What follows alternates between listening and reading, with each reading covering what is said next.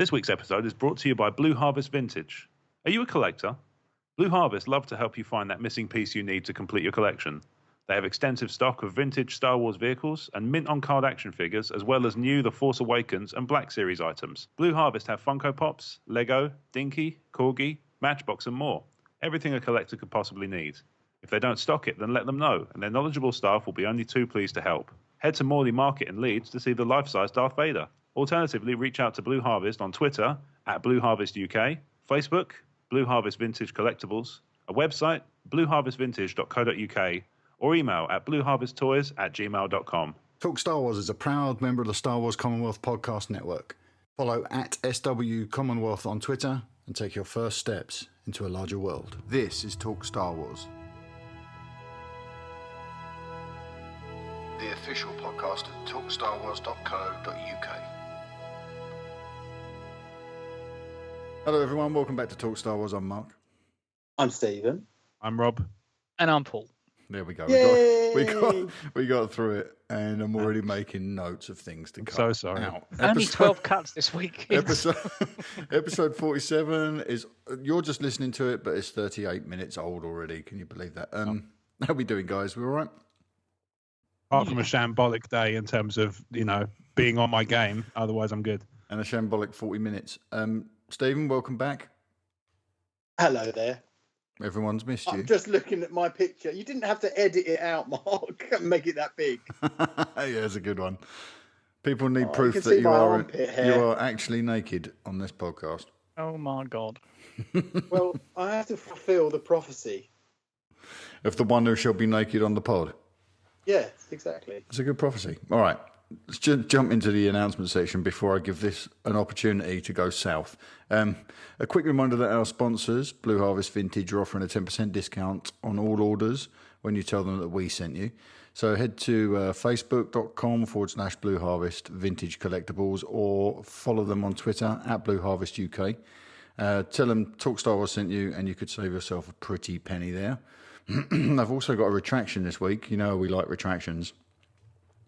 I made a mistake on last week's show, boys.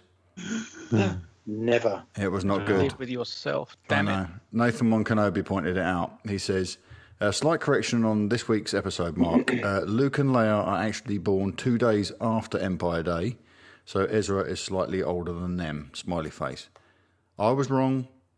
There's no way around it, except to say it was probably somebody else's fault that I made that mistake. Yeah, it was. Even when I said it, I think I knew that I was wrong, but I hoped I wouldn't get caught out. And there's my mistake. That's even worse, right? Isn't it just? Going back to Blue Harvest, Mark. Yeah. You should have had a person. I'm sure his name's John. He's on my course. I was on a course last week, and he wore. I noticed he'd worn Star Wars shirts for both times I've met him on two separate days. So I edged the question. Are you a Star Wars fan? Blah, blah, blah. A total geek fest. Yeah. And he loves the toys and everything. So I gave him Blue Harvest's thing with the prospect of getting 10% off. Yeah. And he was rubbing his hands together. Oh, lovely. He was elated. So you should have had one more subscriber and one more, and Blue Harvest maybe have had some sales. What's this guy's name? Good. John. John what? Do you know? I can't say because it's a hospital pain management course. Okay, well, maybe you can tell me if these next two names are familiar to you. So we've picked up a couple of extra Facebook followers this week. Okay. A gentleman named Jonathan Sims and somebody named Bran Bat have liked the Facebook page. So thumbs up to you, fine gentlemen. Welcome. Well, I'm guessing that would be... Let's not confirm or deny. Let's just leave it hanging there mysteriously. Yes. But, my guess is on the first. Okay. But I'm no Sherlock Holmes. Reviews. Don't forget that you can take advantage of our Ron Burgundy policy. That means that anything you write in a 5-star review, I will read verbatim. So if you want to promote your podcast or your blog, that's a way to do it. There's only one rule, and let's keep it clean. We don't want hate speak or foul language. Thank you very much. We are a family show. We got something on YouTube this week from a gentleman named Vincit Veritas. Nice. He's written, first time listener, really enjoyed the podcast. Thanks a lot, lads. So I thought that was really cool. Just wanted to give him a shout out in case he comes back and listens again. Awesome thing to put on this. Thank you for that. And Thank you very much. We have had a review that we knew was coming, but took a while to pass through the strict checks at iTunes from our friend at Roku Depot, Stephen Skoldron.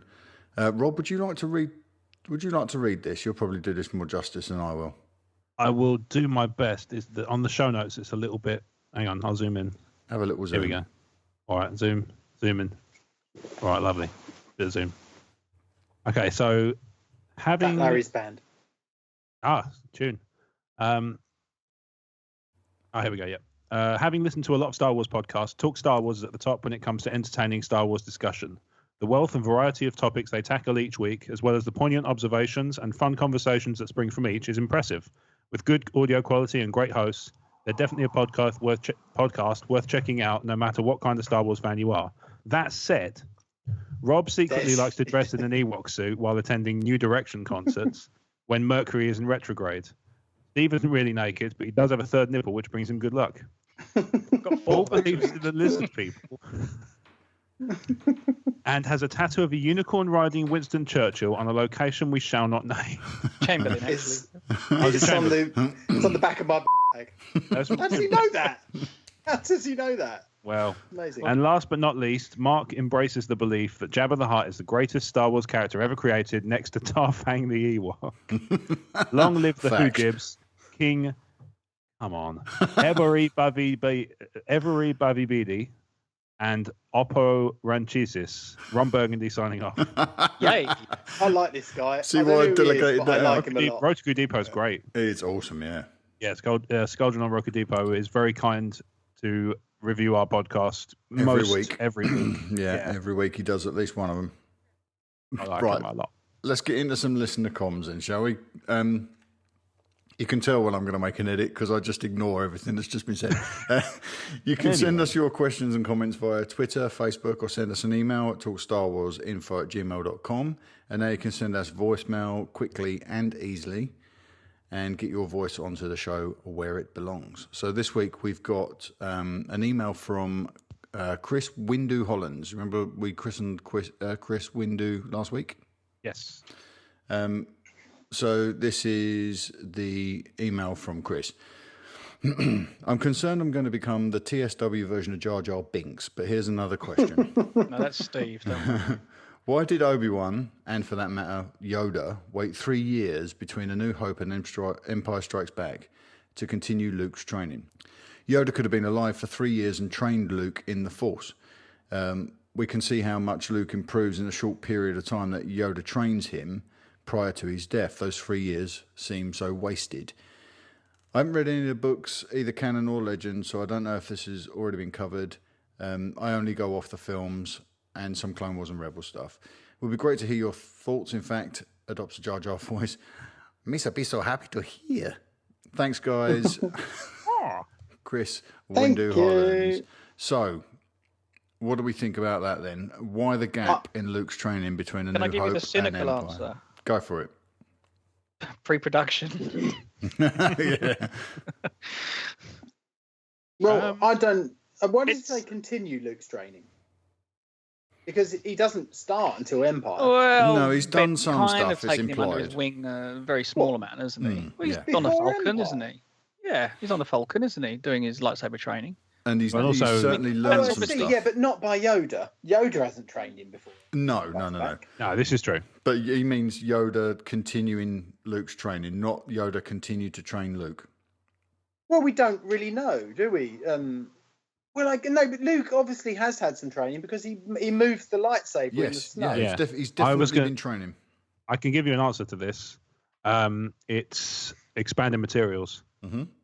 He does some in the comics, as far as I've read, which is admittedly not as far as they've currently got to.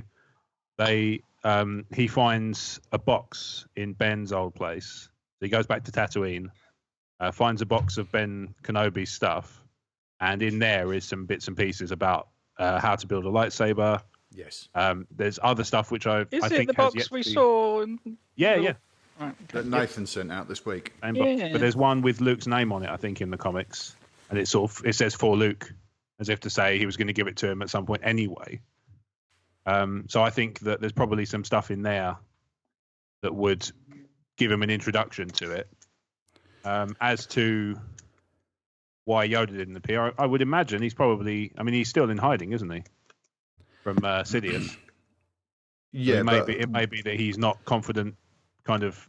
But the events of Empire seem to suggest that Obi-Wan appears to Luke, and he calls him to Yoda. He calls him to Dagobah. Yep. So is it the case that we've had to wait until that point in Empire for Luke to be proficient enough in using the Force to be able to see Obi-Wan and get that message from Obi-Wan? Because that stuff couldn't have been written in anything that he could have gotten from Obi-Wan's apartment and read. I think it's two things, but somebody else go first. No, I was going to say, I mean, from the necessity that they've got with Luke, I think Luke seeing Ben was as much Ben's doing as anything else. Simple as that. Could be, yeah. I mean, would there be any reason that we know of that any kind of Force ghost can only be seen by a Jedi and so on? Have they ever gone down that path? I mean, we take it for granted that Luke seems to be the only one that can see them in Endor at the end and so on and so forth. But maybe they can quite happily just bring themselves to anybody if they wanted to. I think I don't think there's an example of that yet, though, is there? Mm-hmm. Well, no. Is Ben on Hoth an example of that? I think it might be partly that, but I think also it's entirely possible that they're suddenly panicked because he's on the brink of death. So they go, right, well, we were sort of hanging back to see what, how his stuff panned out, learning by himself. Suddenly he's on death's door, and they go, wait, we better give him a reason to kind of keep going, as it were. And obviously once he's recovered, then he's already been given the information, so he sends off, he's on his way. Yeah, that's a really good point, actually, that they might have panicked and thought he's so close to dying and he is the last hope. So, yeah, the other possibility is that the other possibility he's done something because he's shown a certain level of the Force. He's hit a threshold that they were waiting for him to hit naturally before they sort of and the Force send him on the next isn't step. an easy thing to attain, even when you're Force sensitive. I've been trying to close and open doors with the Force my whole life, and I've never been able to. Have you ever? That makes you mental. None of you have ever tried to close or open a door with the Force. I've pretended automatic doors are due to my use of the Force. You've never sat there and thought, "Come on, I can move that door." No, I've never tried to move a door. I've always just gone, Paul, have you? Paul's automatic giggling. doors because I'm a Jedi. No, I probably tried to move a chair. Well, there you go. I think any object qualifies. Mark, I'm going to tweet this. I'm putting a tweet on this. Answer honestly. Have you ever tried? Steve, when you type, just mute your thing because your keyboard's the loudest keyboard in the world. It has all the keys. Are you doing it on an old-fashioned typewriter, Steve? All right. Right. That's gone out. I would say there's probably what Rob said. I've never even considered before that perhaps he was so close to death that they panicked and they had to ramp things up a little bit. I think it's a really cool idea. But I also think there's something to what Paul said about the ability to see ghosts. And maybe it's a combination of what you've both said, actually, that Luke's progressed to a point where he's strong enough in the Force now where he can see Obi-Wan, so he can get that instruction to go to Dagobah communicated to him. Because we don't know, or I'm not aware of any instance where Luke's communed with Ben since the Death Star trench run. Exactly. There come the police to get Rob. Yeah, apparently because I haven't seen Scent of a Woman, that's a crime now. Okay. It should be. Chris, I think that this does not qualify you as TSW's Jar Jar Binks. I think that we need more of these questions to sort of challenge us and make us think about things we haven't considered before. But that would be where I'd go, that Luke's probably... The reason that they haven't been able to get the message to go to Dagobah and train with Yoda is because Luke's not been strong enough in the Force to get that message yet. He's had that one instance in the Death Star trench. I'd be interested if anyone can tell me if there is another canon recorded instance of Luke communing with Ben after the trench run. That would make my point null and void, I think. But Perhaps someone could give us that shout next week. Yeah, just as the planet blows up. I'll try and catch up with the comic. Planet Death Star. As he's flying away from Death He Star. hears him. He doesn't see him. He hears Force him will be at with that point. He doesn't see him in the trailers, though, does he? So. No, But he that's what I'm can't. saying. We spoke about that. Yeah, that's what we're saying. I'll have a look in. I'll see if I can catch up a bit with the comics in the mainline Star Wars run and see if there's any instances of it there. Cool. After you've watched Scent of Woman. Yeah, I was going to say he's got time to do that, but he hasn't got time to watch the Comics are a lot easier to read than films, he says, having not read any comics in ages. Basically, I'm really busy doing loads of stuff. Like a disastrous podcast? No, 2 actually. E14's back, baby. Okay, we got someone else who's back. Look at that segue. Is beautiful. Qui-Gon Reese. Seamless. He's been away for a while, and he's just. I saw him rocked pop up on Twitter today, actually, and I it's thought, cool. I saw him and Connor exchange a few comments earlier in the week, polite ones. Yeah. But this is the voicemail that we've had from Reese this week. Hi guys, it's your old pal Reese. Apologies for being away for a bit. No excuses. I just got busy with boring adult stuff and I fell behind on my podcast listening. I've finally been able to catch up and I'm very impressed with the addition of the new voicemail feature and with the overall growth of the show, the Commonwealth, and its impact on all of us fans. You guys keep getting better and we're all benefiting from it. Cheers. Keep it up. My question this week has to do with Rogue One and Rebels. I'm sure you've touched on this in the past, but I was hoping we could dive into it a little deeper. It would seem to me that the way Rebels is going, there is no real way that they wouldn't overlap with the events of Rogue One. That being said, do you think we will see elements of Rebels in Rogue One, or vice versa? If so, what do you think those will be? And if not, how do you think they could explain this? Again, to me, the characters in Rebels seem to be such a huge part of organizing the Rebel Alliance that there would have to be some sort of overlap between the two. Looking forward to hearing your response, and as always, keep up the awesome work. May the Force be with us all. Isn't that awesome? May the Force That's be with us great. all. What In a the cool background, it sign-off. sounds like he's sending it to us from the Battle of Britain. Or he's on Yavin 4 as they're getting ready to launch a strike. Oh, yeah, He was could on well the be. before. Yeah, I'd like that better. So what do we think? Will Rebels cross over with Rogue One in any way? I'm not really qualified to answer this, Chips. And I'll join Paul on the non-qualification thing. You're going to do some fence sitting, are you, gents? Well, it doesn't matter whether or not you've seen the show because all you need to know is that they're around about the same time. We're probably about 2 years away from the events of A New Hope in Rebels at the moment. Well, then I guess there might be some subtle crossover. They won't want to alienate the They are audience, will they? deeply entrenched with the rebellion, even at this stage. You've got people that are setting up the rebellion that are in that show. So there's no reason why there shouldn't be some kind of crossover here. Rob, what do you think? Do you suspect this is going to be a thing that we see? I think we will. I would expect and I would kind of hope to see light touches rather than because one thing I found really good and really refreshing about the Disney acquisition of Lucasfilm is that there's not a lot of, there's a bit more finesse to things like crossovers and fan service and things like that. It's all very subtle and it's quite light. It's like the Dejarik game being halfway through, being sort of midway through, and Finn knocks it into life. Yeah. By accident, stuff like that. It's all very kind of minor and subtle, and as a result, I think it's a lot stronger. So what I would like to see is, how I said about how I wouldn't mind seeing Boba Fett if he was in the background in Rogue One, or one of the people they spoke to while they were trying to put teams together, like Logan in X-Men First Class. Yeah. If they did something like that with Rebels and they had characters from the Rogue One squad somewhere in the background, or just kind of crossing paths with them very briefly, rather than not making a whole episode about them, but somebody like Chirrut Imwe and Baze turning up in an episode of Rebels, just kind of passing through or sort of just bumping into them, but moving on with whatever they're doing. That could be fun. I would say you're more likely to see someone like Cassian Andor.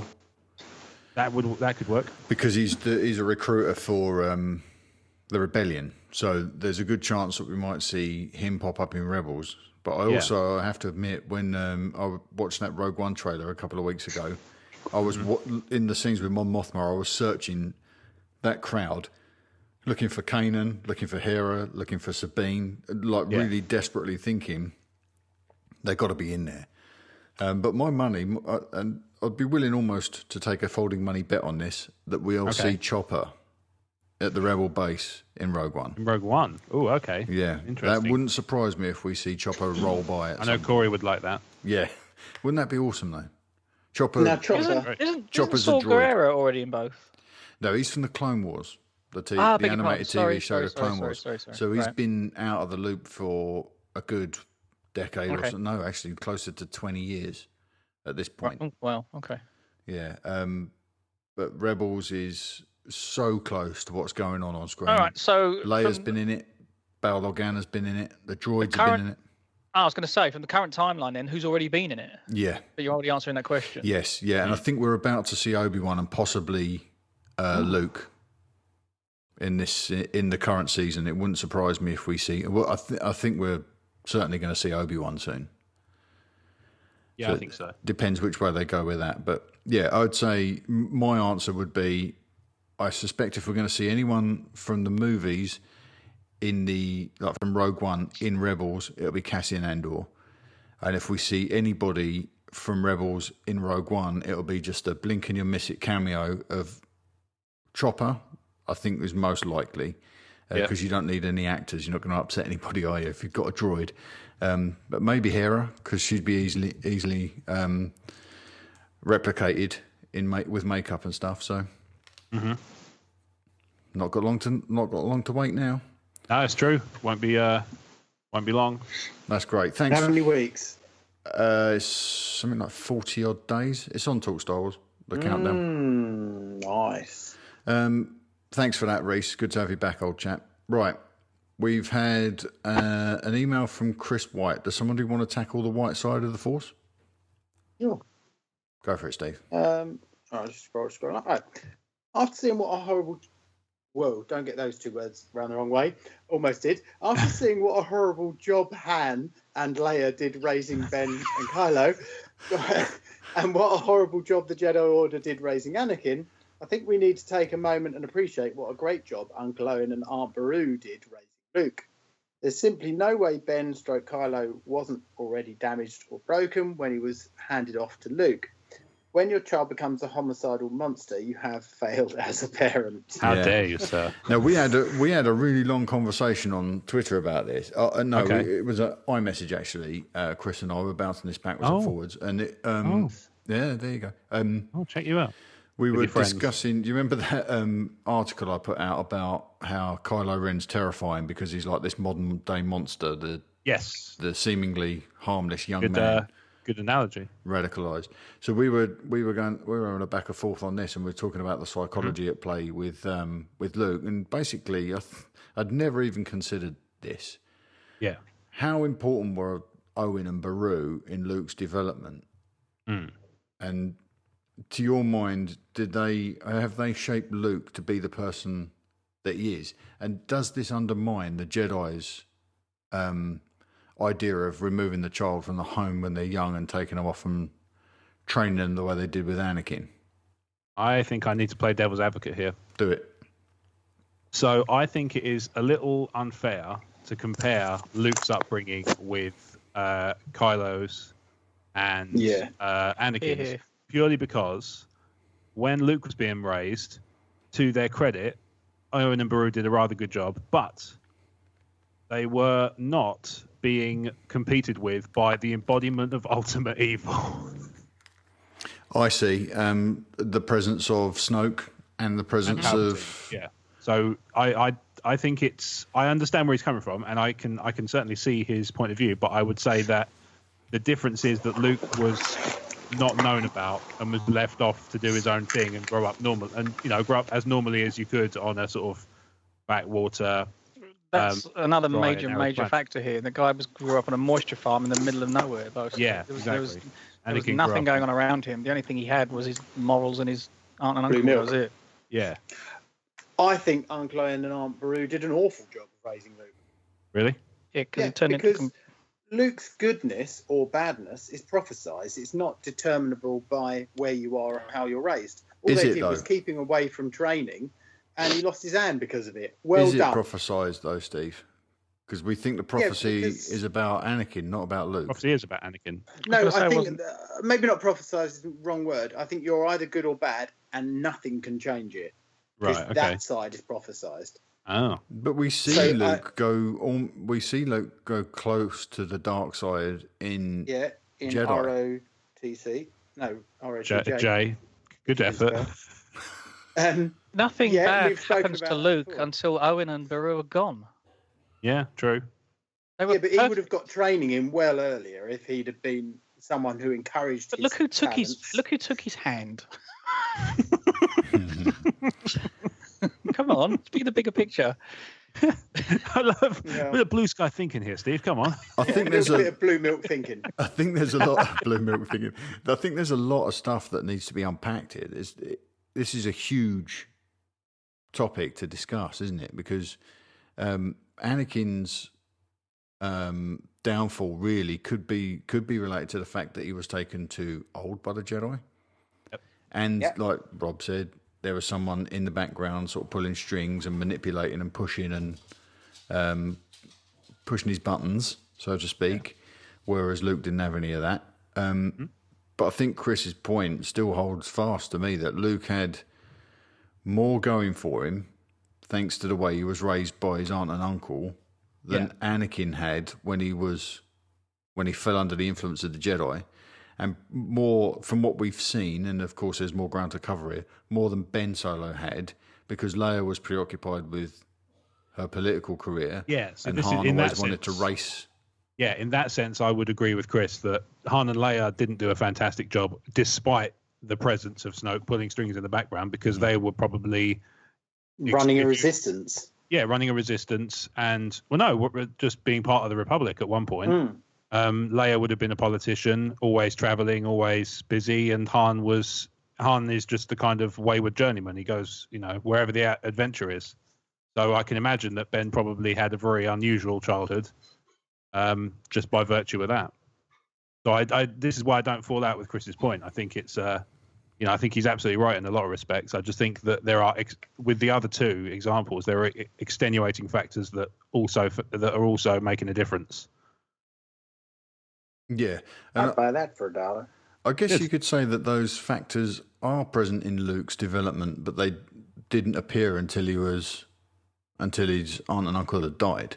Yeah, well, he was left to grow up, wasn't he? He wasn't being sort of, he wasn't being like with Palpatine, sort of turning him slowly against the Jedi, poisoning the well. He didn't know any better. at Luke all. didn't have any of that. He had no outside exposure to anything interesting.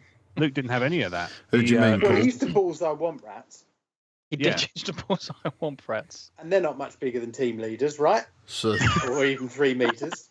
there are Team homicidal tendencies present. He's basically so we've decided that Luke is the Jeffrey Dahmer of the Star Wars universe. Wow. Okay. It's all about a lot to unpack. You're building Luke. IKEA. I've just jumped Luke? straight to the end. Yeah. Yeah. I was Luke going was to the one say. torturing small animals. That's a serial killer. Oh, okay. Yeah. I see. I'm confused. No, I Womp don't. rats. I think I'm with Chris on this point. Okay. I'm not. But I do appreciate the Well, points that to you a guys point. have made about how Ben Solo and Anakin Skywalker had other forces at work on them from an earlier stage. Presumably, we don't really know much about Ben yet. We don't know how much of a fixture Snoke was in his young life. Yeah. We're assuming about in his 20s Snoke may have appeared. So his path and Luke's path might be closer than we realise at this point. Yeah. True. True. These two situations are on such different ends of the seesaw. They're not comparable at all. So no one failed as a parent here because the situation was so overwhelmingly almost impossible. What do you mean with Han and Leia? Yeah. Yeah, impossible situation. Let's be Who honest. do you like more? Ben grew up in a situation that 99.99% of kids do not experience. Yeah. There you go. Okay. Boom. All right. I don't think we're going to get much further with that. No. Great question, though, Chris. It's an It's awesome brilliant question. one. It's, Yeah. Because it could go on all night. yeah, it could. That's why we it love you, could. Chris. That's why we love you all, Commonwealthers. Yeah, especially the white side of the Force. All right, racist. There's more than one. I'm not sure about that. There's more than one person in that group of people. Anyway, let's move swiftly and awkwardly on. Paul, would you like to take this question from your namesake? This is from Paul Corey, and because this is his second writing, he has to get a Star Wars name. I thought Paul Coruscant. Yeah, that works. That was my first thinking too. He shoots his scores. Okay, Paul, do you want to take this one? Okie dokie. Okay. Hey guys, right. So with the news that Lando has been cast and Billy D. Williams is not happy, do you think Glover will be able to pull off the character? And do you think it was a good idea to have him appear? Personally, I wanted to see Lando in the movie. I believe he plays a big part in Han's life, good or bad. And after all, he did win the Falcon off him. Also with this, do you think that all characters are now maybe in contention for roles, either small or in standalone movies? Love to hear your views. Sorry, Paul. Love the name, sir. So what do we think about the news that Lando is in Han Solo movie? Right, I think it's going to be great, and I think Glover's going to knock it out of the park. Yeah, I agree. Is Glover related to Danny Glover in any way? Yes. Okay. Yes, his sister. Is it his Yeah, he is. his No, son? he is related in some ways. He's like a nephew or a. Somebody okay. told me it was his son. Oh, is it just his son? Someone said today it was his son. So Right. why I hadn't heard that Billy D. Williams isn't happy. What is he not happy No, about? it's not so much that he's not happy. It's just that he doesn't think that anybody else should play Lando because it's kind of iconic.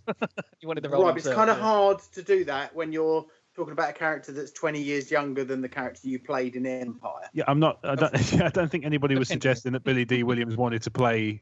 I get that, but why doesn't he think that the mantle should be passed?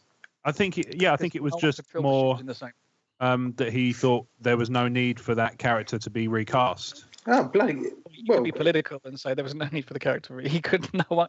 Billy knocked it out of the park, and that's it. That's pretty much Lando was awesome, but He was, we want yes. to see Lando again.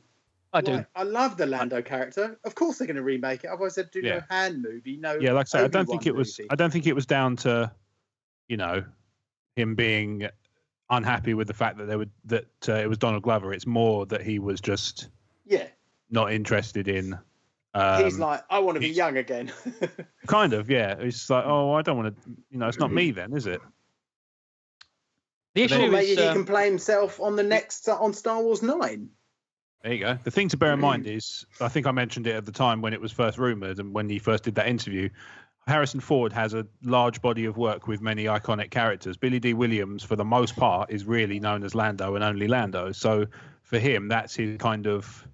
Yeah, I get that's that. his It's his entire. stamp. Yeah, that's his I get entire that. stamp. I mean, I do love Billy D. Williams and Lando, but so this is kind of a spoiler for Episode 8, right? Because he's obviously not in that at all, but we kind of knew that. Well.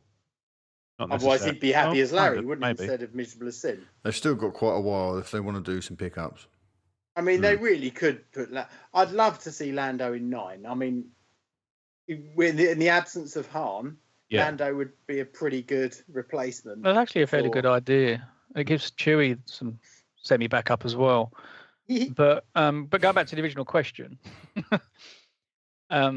we know about the Falcon story, but I think I really want them to throw it in. But I hope it adds grit to it. I mean, there's the kind of jokey one. I don't. What are you doing here? You had a lot of nerve coming here, and so on and so forth. I hope there's a bit more to it than that. Yeah. I hope that. So- That's has to be the last time we see Lando in whatever we see him in. Has to be Han, ducking out on him after really leaving him in the lurch. That's the thing, and I don't mind that being quite nasty and gritty, to be honest. Yeah. So. I've just checked, by the way, and Donald Glover and Danny Glover are no relation. Yeah, I just checked that as well. No, that's not true. We're all 6 degrees, so. All right, fine. There is. So they're related to Kevin Bacon. What's your point? I think there's a chance that they might play with a love triangle here with one of these wonderful young women that are trying out for the lead female character. Perhaps there's something there, and it'll be less about what these two get up to in terms of scams and smuggling and what have you, and more to do with the interests of a young woman. Does that explain a little bit why Lando is so comically seductive towards Leia as well? Then to throw a little bit of that sand. Could be why Han's off Hello, centre as well, couldn't it? Exactly. He's trying to score points all the time. I also don't think this is just something that I've been thinking about. past few days with Don Glover is we might get to see a little bit more of a rough Lando Calrissian, and not the smooth operator, not the groomed, like lovely cape. We want a young, brash gambler, don't we?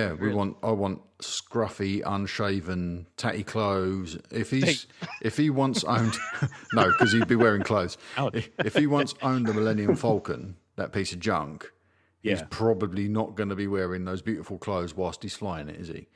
Depends on how long ago he owned it, doesn't it? And it also said in the announcement that he was an up and comer in the underworld as well. Yeah, so maybe he's one of those. Maybe he's one of those people who sort of he's a bit of a sort of down and out, but he projects success. Yeah, and maybe he sort of used that in part of his Han made cons. no secret he was quite surprised that he was running this facility called Bespin, sort of thing. Exactly. And the fatigues went along with that, because Bespin, you look at it, it's a very graceful, beautiful looking place. So that's why he was dressed the way he was. But he's punching above his weight. I could almost see him, like say, in Watu's yard doing other stuff. Wouldn't that be good? I think that'd be really good if he was just this con artist, this grifter, and suddenly he's managed to pull off his biggest. I might audition for Lobot. That's a good idea, Paul. Oh, we should totally get that hashtag trending.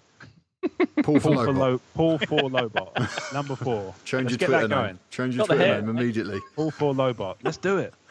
Yeah, everyone's on board. So I think it's unanimous, isn't it? We all love Don Glover. Second part of the question. Will we see other characters in small roles or their own movies? I think Paul for Lobot is the answer to that question. Question asked, question answered. Yeah, is there room? Is there room for more of this now? Then, because characters that maybe had a larger role in the films previously suddenly having smaller cameo roles. Yeah. Do you think there's room for that?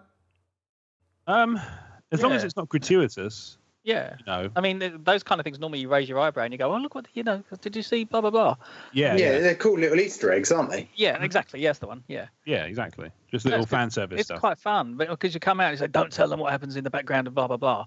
Yeah. And like Steve said, it becomes an Easter egg. So they should actually put Easter eggs in the background. Literal Easter. I think we decided that should happen before. I feel like that's not the first time we've had this chat. We're already starting to repeat ourselves after just 47 episodes. Deja vu all over again. Here we go. All right, great stuff. Thank you for that question, Paul. I hope you enjoy the nickname Coruscant, because that's going to stick. Right, we have another. We're going to go back to the voicemails. Right. We have a voicemail from our good friend Jedi Master Nathan Wan Kenobi. Here we go. Hey, Talk Star Wars, this is Nathan Wan Kenobi. I've been thinking about how before The Force Awakens came out, I can remember saying to my girlfriend, I'm never going to be able to watch these other movies the same way again. I'm always going to look at the characters differently. I'm always going to understand the stories a little differently.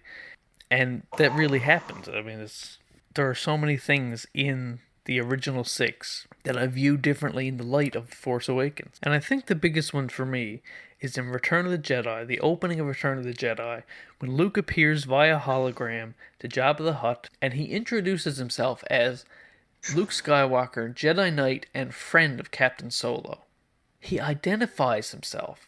Part of his identity, according to him, is that he's a friend of Han Solo, second only to the fact that he's a Jedi Knight. I think that speaks volumes about their relationship. And every time I watch Return of the Jedi now, ever since seeing The Force Awakens, and often I'll say it out loud while watching it, Luke, where the hell were you? When your best friend was being cut down by your former apprentice, where were you? Surely after 30 years of being a Jedi, you would have developed the ability to feel that coming, to maybe have a vision about it. Is it even possible? We even hear from Han when he's talking to Rey and Finn. Yeah, I knew him.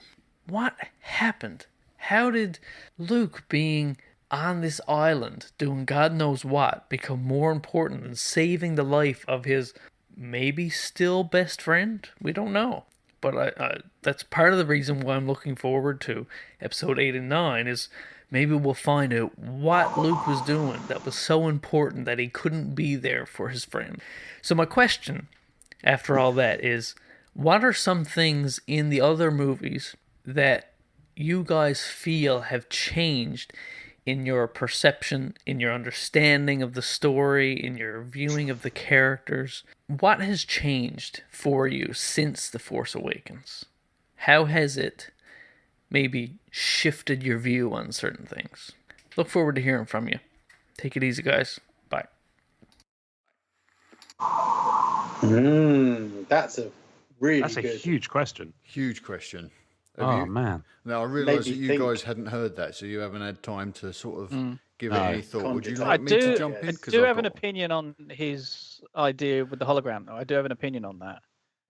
Would I you- haven't let's watched hear it, that. actually. If you're going to appear as a hologram in front of Jabba the Hutt, who's probably the king of the underground on the entire planet, the first thing you're going to do is put your superiority first in any statement you make. Yeah. Then you're going to say why you're really there. So say, don't mess with me. I'm king of the world. By the way, I'm here to get me friend. Yeah. So I do he's- think that's what happened there. Yeah, definitely. He's also saying that I'm not just a Jedi. I have a personal interest in this Which situation. makes this a double whammy for you, sir. Yeah, Exactly, But yeah. Nathan's Said- not really questioning that, is he? 'Cause No. he's saying No, but he's they saying, are you know, friends. That Why said, would though, Luke- the separation of Han and Luke and that later is I've never even considered it. I have a theory Not on it. from that point of view. Go for it, Rob. Well, I still think Luke's in hiding for other reasons. I think he feels guilty. Ultimately, I think he feels bad that he views himself as having failed Han and failed his sister Leia because he made their son turn to the dark side because he wasn't strong enough to steer him clear of the path. And I think that look you see, I've said this before on previous episodes, but I still stand by it. That look you see on Luke's face is a haunted look because he realizes that his standing back and letting things unfold has taken his best friend away. Yeah. And so I think you're going to see Yeah. him struggling to keep his need for vengeance actually in. I think that might So- be a theme. But So the complete opposite of how could he not know? It's he did know, and he had to let it happen. Maybe. Paul? but Han's a solo smuggler, hence the name. He's gone regardless. Mhm. So Luke could say, I'll stay in tow with you if you want forever to protect you. Han would be like, you kidding me? Get out of town. He wouldn't Yeah. have it. Could there he be wouldn't some have it. bad blood there as well? I don't think It there's could any. be. I don't think there's a drop. I think there could No. be. Do you No, not because think it's his sister's. It's his sister's relationship. They're for obviously crying out loud. estranged, though, aren't they? They're obviously estranged. they are because definitely estranged? He said, "I knew him." I knew He says him. "knew," not "know." Exactly. So he Because knew he's the guy disappeared that from- was Luke, the Oh, okay. Jedi. And I think that may have played in a part of why him and Leia split up. The fact that there was some bad blood between him and Luke. Maybe he was pissed off at the way Luke was treating his son. Yeah. Dunno. Yeah, it could be. I think this is all to be explored. Maybe this will be unpacked for us in 8. And I hope they explore it and don't just whiz over it so that we have to I think read they, into it. I think they You know, will they've because there's a got to get lot there, deep. isn't there? There's a lot of meaty They've stuff got to there. get deep about it. We haven't had enough depth in The Force Awakens. It was a very shallow movie. Here's a thought for some depth in episode 8.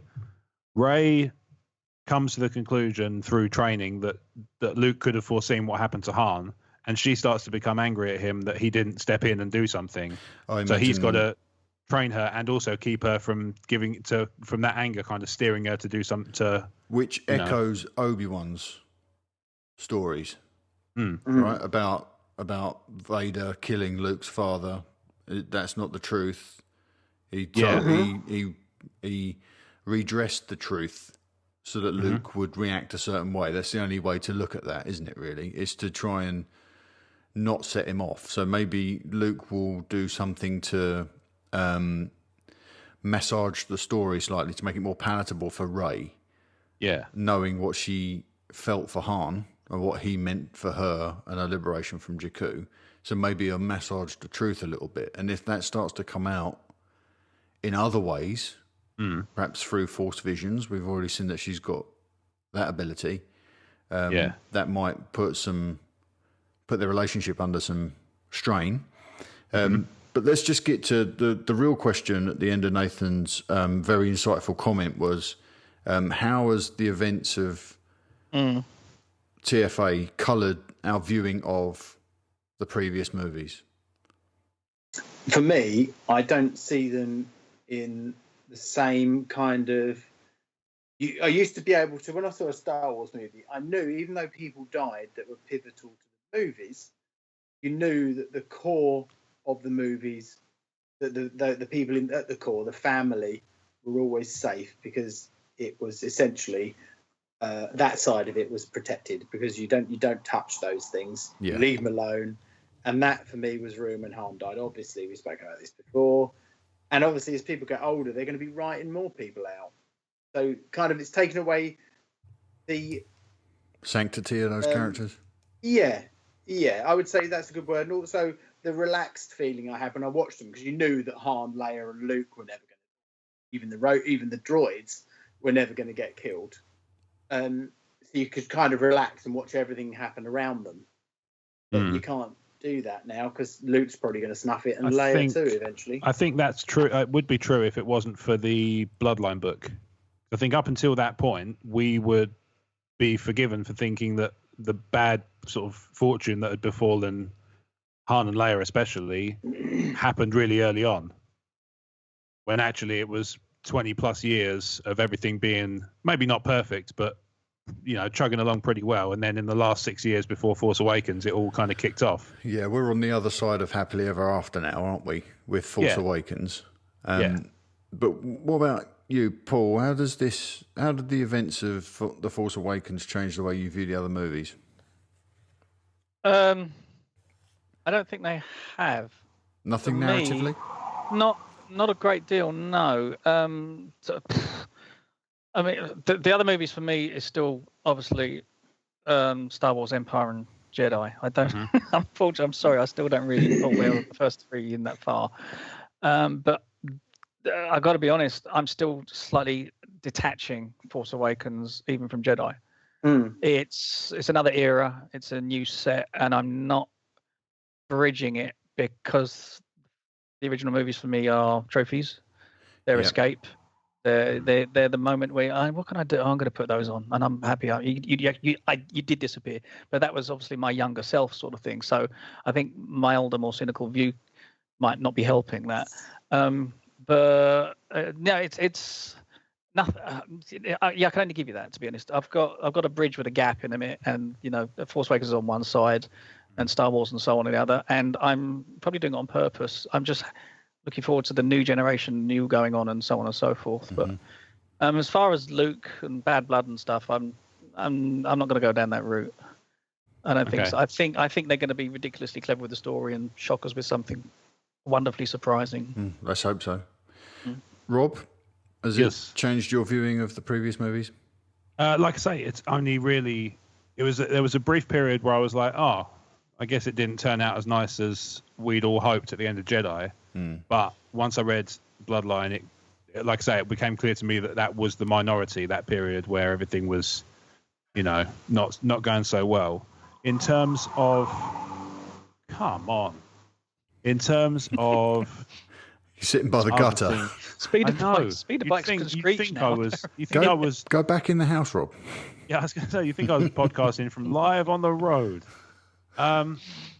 In terms of other stuff, it changed. It's reaffirmed that mysticism about the Force, isn't it? To me, like the one thing the prequels did, which I wasn't so keen on, is the midichlorian stuff. And there's no reason why that stuff isn't true in the subsequent movies. It's just not. The Force is much more revered, possibly because it's not as common in that era. It's become almost like a sort of like a folk story. Yes, yeah. So maybe that's why why the sort of prequels deal with it in a much more scientific way. It's because in that time period, it is kind of more scientific, because there's more of it. There's more people about who understand how it works. More people use it. Yeah, we're back to a New Hope now, where there aren't a lot of Jedi. And yeah, exactly. You're talking about one Jedi. Where people who are Force sensitive don't necessarily realise that they are, and they don't realise they're using it if they're using it. Yeah. Indeed, yeah. The one thing I'd say, because obviously I've got a jump start on you guys, because I'd heard this earlier, and I'd had chance to think about it, and I was thinking, I don't really know if it has affected the way I view the other films, but Yeah. It certainly has, and in one major way, and that's the closing moments of Return of the Jedi when we see Yoda, Obi-Wan, and Anakin. Yeah. When we see those Force ghosts and we see Luke sort of smile and he's relaxed because he's achieved this goal. He's managed to save his father and there they are reunited and everyone's happy. And then in Rey's Force vision, we hear Yoda, we hear Obi-Wan, but there's more of a Darth Vader presence than there is of an Anakin presence here. And so now that at the end of Return of the Jedi, I'm going to be looking at it thinking, what has happened that's kept Obi-Wan and Yoda present? Yeah. And it wasn't, Rey's not hearing necessarily, maybe with Yoda, but with Obi-Wan, she's certainly not hearing echoes of something in the past because he addresses her and he gives her advice. So she's actually communing with Obi-Wan in that Force vision. Yeah. Where is Anakin? It's a good What's question. happened to Anakin? So now I see Return of the Jedi, that's going to be really changed. Maybe this doesn't end as well as we'd hoped for Anakin if he can't maintain his presence in the Force. And we all know what their initial designs were in The Force Awakens for the Anakin Vader hybrid that would shift back and forth through the light and the dark. So I think the answer to Nathan's question for me would be that is what has been affected. Yeah. His point is great about the whole Luke thing. Where the hell was Luke? Yeah. But for me right now, a more poignant question is what has happened to Anakin and why isn't he a presence in the Force? I hope that gets addressed. Yeah, that would be good. Okay. That's a great question, Nathan. We're going to hear more from Nathan later on because he's actually pitched our Twitter question for this week. Oh, superb. Yeah, so we've also got that in audio form. So, okay. Rob, would you like to take Kyle's question? Oh, actually, Steve, I'll tell you what, you take Kyle's question because the next one's going to be Connor's Corner and that's always Rob's responsibility. Do you want to take Kyle's question, mate? Sure. I talk Star Wars crew. As the Rebels get away with the Death Star's plans in Rogue One, they beam them to Leia aboard the Tantive 5. Was that 5-4? Sorry. 4. Whose mission to bring Kenobi to Alderaan has failed. So here's my question. Will we hear the name Obi-Wan Kenobi uttered in Rogue One? Whether it's in conversation with Leia or the Rogues, will a desperate Bail Organa finally reveal to the rebellion that the great Obi-Wan Kenobi is alive and that they have no other choice but to press him into action? As this thought has just come to mind, I haven't had the chance to really think it over, but right now I'm convinced that one of the big surprises of Rogue One will be hearing the Kenobi name. We've been told there will be no Jedi in Rogue One, so the mere mention of Obi-Wan's name should provide an uplifting moment, right? What do you think, chaps? Enjoy and live long the Star Wars Commonwealth. Kyle. P.S. I'll probably be turning this into some kind of blog post, so don't be surprised if I've changed my mind before hearing your replies. So essentially, will we hear Obi-Wan referred to in Rogue One? Star Wars story. Star Wars story. I hate that. That winds me. I hate a Star Wars. It's Star Wars. It's either Star Wars. It does not take much to Wars. set you off, does it? I just hate it. It just winds me up. That really does. It really chaps my. They should have stuck with I love anthology. it. They should have stuck with anthology. That would have been perfect. But No, a Star Wars story is perfect. maybe they'll pull a Revenge of the Jedi thing on us, and they'll change this at the last minute. Anyway, yes, you'll hear him mentioned. Yeah. Okay. Yeah, I think you have to. Yeah. You will. well, why? I mean, if it's like not really Star Wars, why mention it? Because Because if it still he's ties her in. only, Standalone. if he is the only hope that she is discussing in the message, they're not.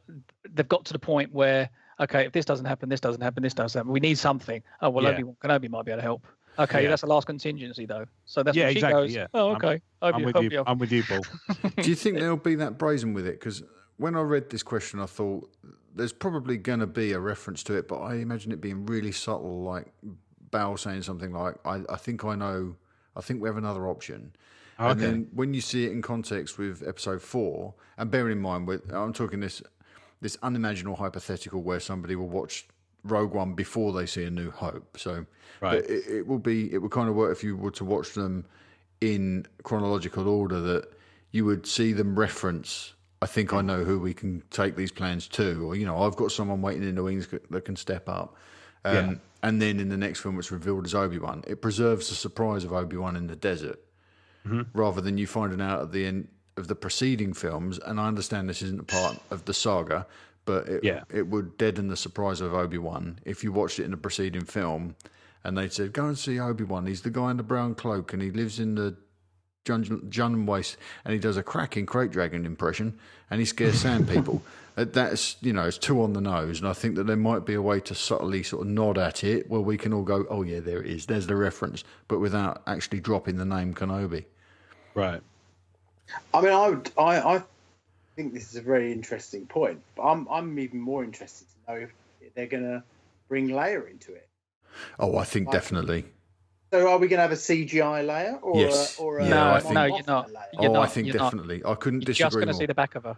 I could see Paul's eventuality coming to light, where you just see the back of her, or you just see a hand. A girl in white with black. Oh, there is no way. There is no way they'll resist it. There was no way they'll resist that. I think they'll do disagree. some Michael Douglas CGI. Twitter poll. I think like I said, I've been talking it up. The subtlety is not just brazenly, a CG Carrie Fisher or like a still cardboard cutout that's just moving back and forwards awkwardly like South Park. It's, it's little. With the how great would that be? Can I give you another? For instance, Mark? Yeah, go on. You're going to get a scene something like, let me introduce the man that's going to take over the finishing of this Death Star, and you're going to see the back of Grand Moff Tarkin and nothing else. Yeah, you're definitely going to see Tarkin. And I think I read something about that because someone was talking about a foul stench, and it's an article called "A Foul Stench," and I thought, all right. That's Grand Moff Tarkin. Yeah, I think that we've already seen the guy that's going to play Tarkin in the trailer. Oh, okay. And I know the one you mean. Without the CGI adornments. But think of the opportunity showing Leia in Rogue One. Think of the opportunity that offers us. If you were to show her at all, she'd be at the side of her father. And then you've bridged the prequel trilogy with the original trilogy on screen seamlessly. Right. Have those two characters. It's like the two trilogies reaching out hands across Rogue One, and suddenly Rogue One's brought the whole thing together. I think it's a fantastic opportunity. I can see that appeal. But we know. A question, Mark. Yeah, go on, Steve. Or all of you, but leading on from Mark. No, we'll leave. Come on, Rob. Other than canon, which I wouldn't know about, is the moment in A New Hope on board the ship? I can't remember what it's called. Tantive 4. Thank you. Where she meets Darth Vader, the first time she's ever met him. Certainly knows of him. Yeah, I don't know. It depends how significant a presence he's been in the Senate, doesn't it? Yeah, it doesn't seem like the first time she's met him. No, and I can imagine. I don't think they've ever covered this yet, but I can imagine Palpatine's presence in the Senate being kind of muted, where he's probably not as much of a player as he was back in the day, because he's got power now, so he probably lets all his minions squabble. But I imagine him being in position in the Senate, up high, flanked by Vader. And then he literally hands control of Vader over to Tarkin. Yeah. By A New Hope. So she's probably very familiar with Darth Vader and his doings. But I doubt whether or not I doubt they've ever sat in the commissary and shared an egg salad sandwich or anything like that. Or some blue milk. Yeah, or blue milk. I'm going to say no to Kenobi. Right. And I know Cole didn't ask this, but I'm going to answer a question he didn't ask anyway. All right. And I'm going to say yes to a CGI young Leia. With Mark and I always look on the bright side, don't we? We want Star Wars. We don't want a Star Wars story. And we want an opening crawl, and we want Han Solo. No, you can't say that, Steve. Democracy prevailed. Only the majority my friend at work of surveyed Talk Star Wars users decided they did not need a crawl, and they did not need the opening theme to be the traditional one. But have we done a proper Twitter poll about this? Yes. Rather than not one from Talk Star Wars. It was Mark. retweeted by me, and I'm kind of a big deal, so I think it's covered. Mark, can we have this as a proper Twitter poll so No, we can finally lay this to rest? I'm making a note of answers. Right, Paul, you've said no to Leia, but yes to Kenobi. Right. Kenobi's name, Leia, back only.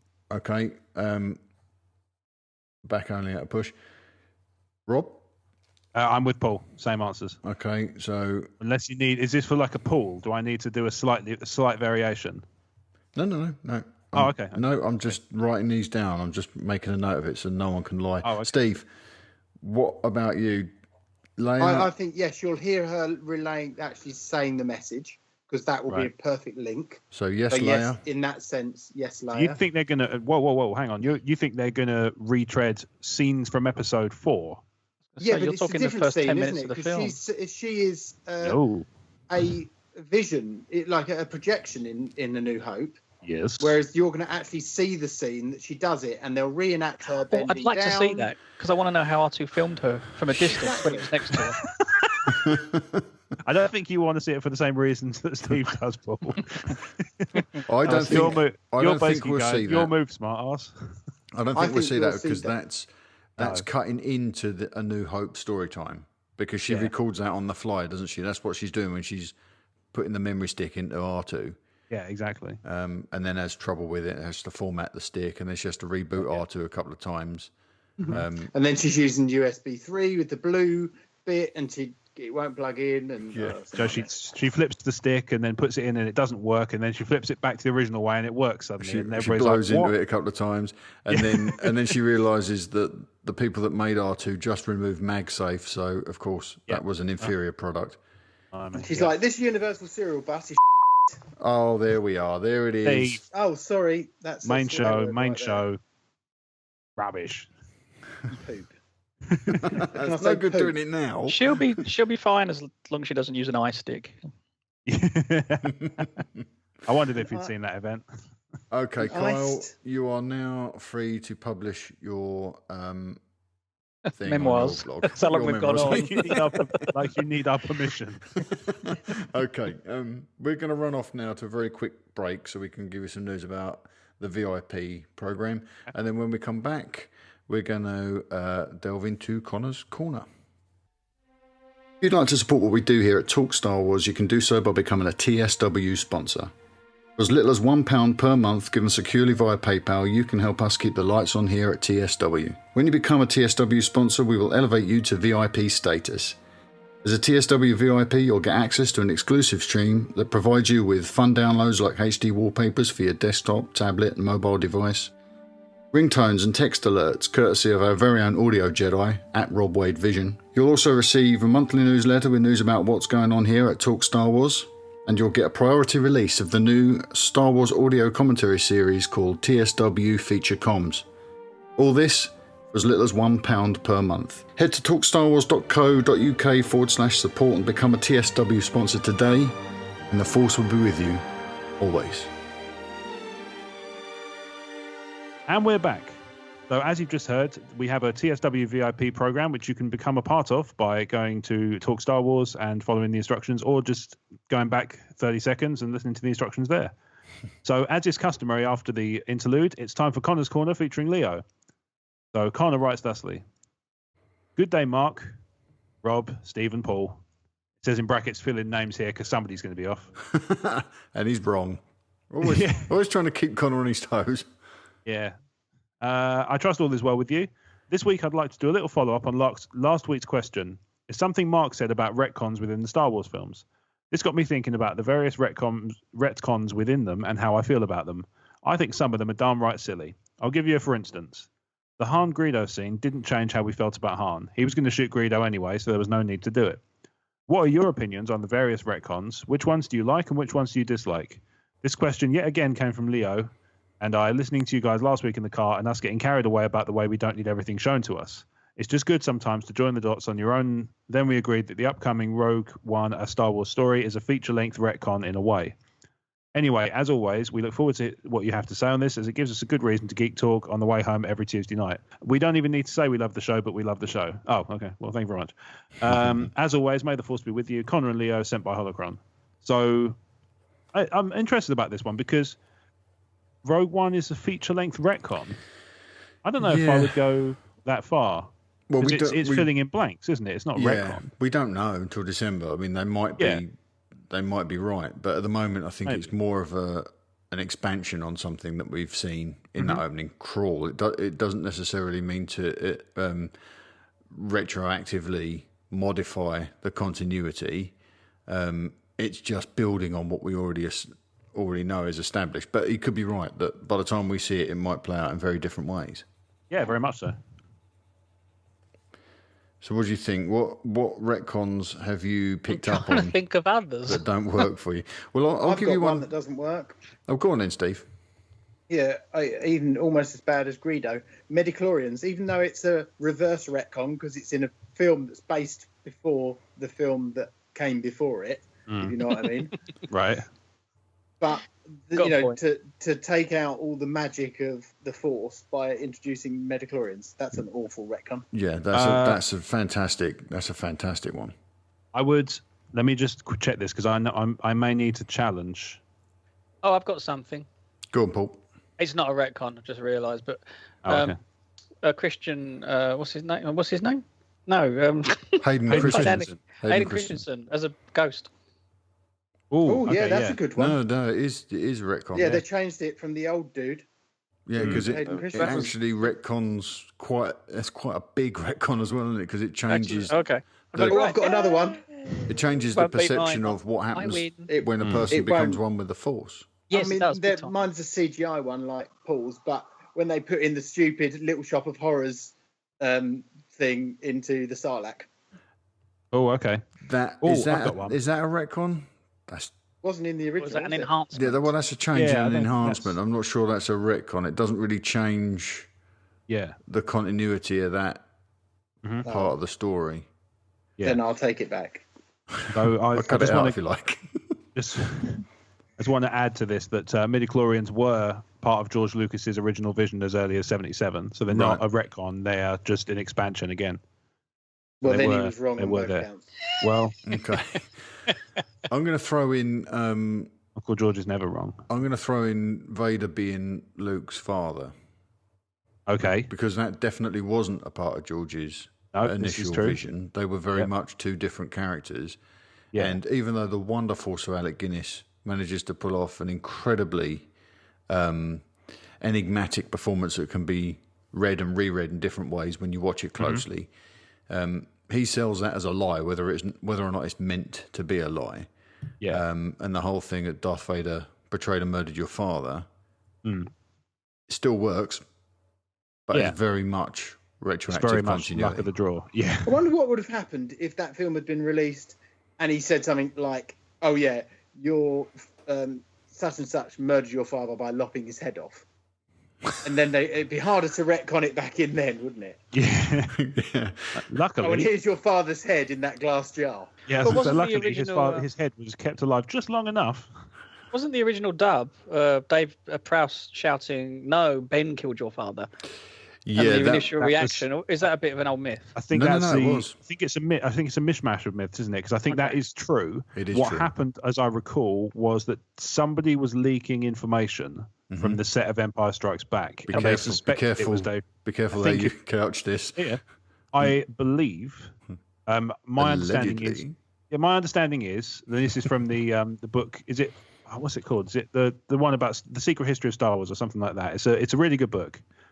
So good I can't remember its name.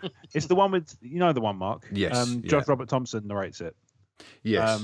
I'll try and find the name for you, mate. Yeah, I'm just looking my Audible. Anyway, so my understanding is that somebody was rumored to be leaking Empire plot details to the press, and in order to catch that person out, they gave out different copies of the script to the people to be the ones to leak it. And that person, Secret History of Star Wars, I was right. So in that book, they kind of suggest that Dave Prowse was leaking secrets to the press. And so they gave him a fake. I don't know if it's just like a chunk of the script or like a fake plot synopsis. One page. One page. There was one page in Hamill's script that was the right page. Yeah. So that's right. David Prowse had something completely different, and nobody else had that part of the script anyway because they weren't on But set. Luke knew what he was reacting to. Or Mark Hamill knew what he was reacting to, so it didn't really matter from the point of view of his final edit. Yeah, he didn't know at the time, though. Kirsch took him to one side and gave him the script or told him the script. I understand it was verbal in the end. Yeah, I think he might be right. I've heard Mark tell the story, and it was he took him to one side and said, he's going to tell you that he's your father, and that's Mark's performance. And David Prowse said, Obi-Wan killed your father. Killed your father. Yeah. That was the line he delivered, and that was the leak. So we can't. You can draw a straight line between those two things, whether it's right or wrong, and it doesn't really matter now that it's water under the bridge, isn't it?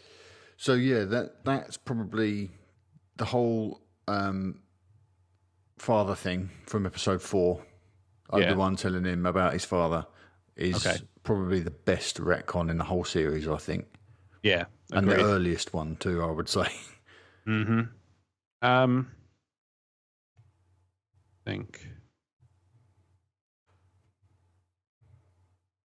No, it took too long, blew it. Yeah, keep talking amongst yourselves. I'm trying to think back through all the stuff that was changed, racking my brains through all the changes. I mean, the Greedo Han one is the ultimate, isn't it? It's just it's the fact that he tweaked it loads of times and never seemed to quite get it right. It's just like if you weren't confident in making the change, don't make the change.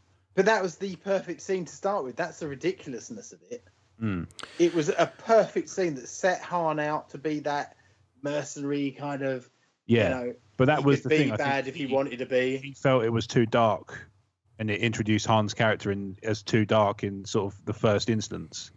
Well, I don't agree. It made him look cool. No, that's I agree with what I agree with the point you're making, Rob. But I don't agree with the fact that frames Han as a dark character. No, and we've said that was just the impression he got. When we've been talking about the Han Solo movie, the standalone movie, that's now going to include the wonderful Donald Glover. I sort of remember saying a while back that I hope that they lean on that a little bit more. That we've got this young guy who's really quite a virtuous person, but he's so deeply entrenched in this underworld and surrounded by villains and gangsters that he's forced to play ball or die, basically. Yeah, and it'll be interesting. That'll be an interesting character to watch unfold on screen, and then that will be a little retcon for that scene in the cantina, so that we can see what that guy has to do in order to move through the world he's living in. Yeah, and also let's not forget, Han, even though he shot Greedo first, still didn't look bad. Greedo had a gun on him. No, it's true. He put it in his chest as he was walking out the cantina. So. Yeah, in fact, no, it's absolutely true. Christopher White brought this up before, saying that by Western rules, Han was justified. Yeah, to take that shot because he was already under the gun. It's weird that George Lucas felt differently. Yeah, it's weird. He didn't until later. No, he did. He went back and changed it because he wasn't happy with it. Yeah, but on the day in '77, he didn't have a problem with it because that's the copy that hit the screen. So it was only later when he'd gotten to know the character of Han through the subsequent films that he decided that the representation in Episode 4 wasn't quite what he had evolved into. So it was a major retcon. Yeah, a major retcon. No, it wasn't as big as Anakin Ghost. I win. Yeah, no. The Anakin Ghost is a big one. I'll give you that. That is a huge one, and that's the second time that scene's come up. I'll give you that, Paul. Yours is a big one. Okay, are we ready to move on to some Twitter polls? Connor, Leo, thank you very much, Knight and Padawan, for your questions. Always a pleasure. We're ready to move on to some Twitter poll results because they've just come in. Yep. Okay, so last week's question was, which moment in Star Wars do you wish you could see again for the first time? Coincidentally. Star Destroyer flyover, the I Am Your Father moment, the Darth Maul lighting up the lightsaber moment, or BB-8's thumbs up in The Force Awakens. So here are the results. It was a pretty weak one this week. We didn't get anywhere near the traffic we get normally. It only went out to 1,300 people. 94 total engagement, 76 votes. 49% of people want to see I Am Your Father. Yeah. I would go with that. The Star I went with Destroyer that. came in second at 30%. Yep, And that's fair. Darth Maul and BB-8 were down in the Yeah, they're a bit too fresh, aren't they? low double digits, yeah. And one of them's they're a a bit too- prequel, so it's not really good. Yeah, I mean, BB-8, the one, it's a cute moment, but it wasn't like a huge, oh my, the other ones we're like, oh my God. Yeah, moments. the reason I put that in there is because when I took Lisa to see The Force Awakens, it was on her birthday, and that little thumbs up just brought the house down. It was it was the same in our screening as loudest well, yeah. laugh of anything in that film, Yeah, And I really think that they cracked the code there with that character. I mean, the Darth Maul lightsaber scene, I was so eager to get up and leave at that point. I didn't give a crap what he did. It was in the trailer as well. That's the other It thing. was shown too many times because Yeah. also the music video. They actually released Yes. the Duel of Fates as a video, I love that music They video. did. and it was pushed out on that. So Yeah, it was like you say, it was overexposed. It was in the trailer, it was in the music video. fabulous piece of music. I have. It to really add. is wonderful. It is probably... Yes, that was one of the big spoilers, wasn't there, on the back of that CD? If you read the Yes, yeah, tracks. Qui-Gon's funeral. Yeah. Yeah, oopsie. Not good. Not good.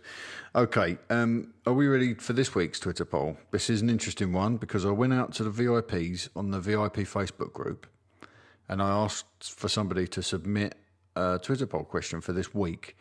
And Nathan Monkanobi, Nathan Roberts, sent us this voicemail. So I'm going to let him set up the Twitter poll. Here we go.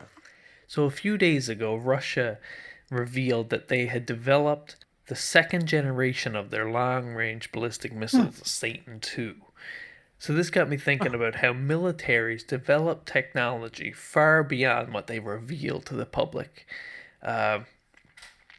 So it got me thinking, what Star Wars technologies can we expect to see first?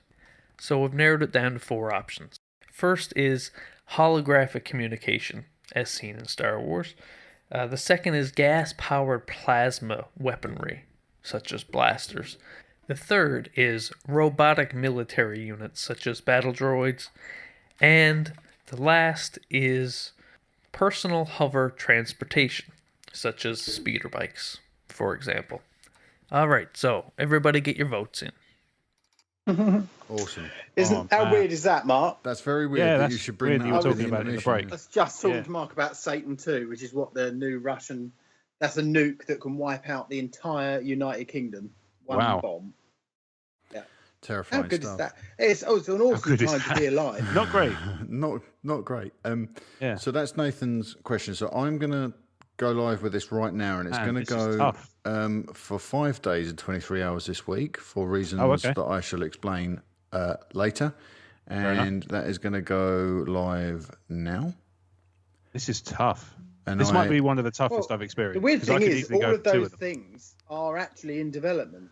I think 2 of them are really close. I'm not going to say which ones because I don't want to skew the results, but I think 2 of them are really, really, really close. As in, Yeah, the within the holographic next one 5 is years. already there. Yeah, thanks for that, Steve. Well, I mean, it is, isn't it?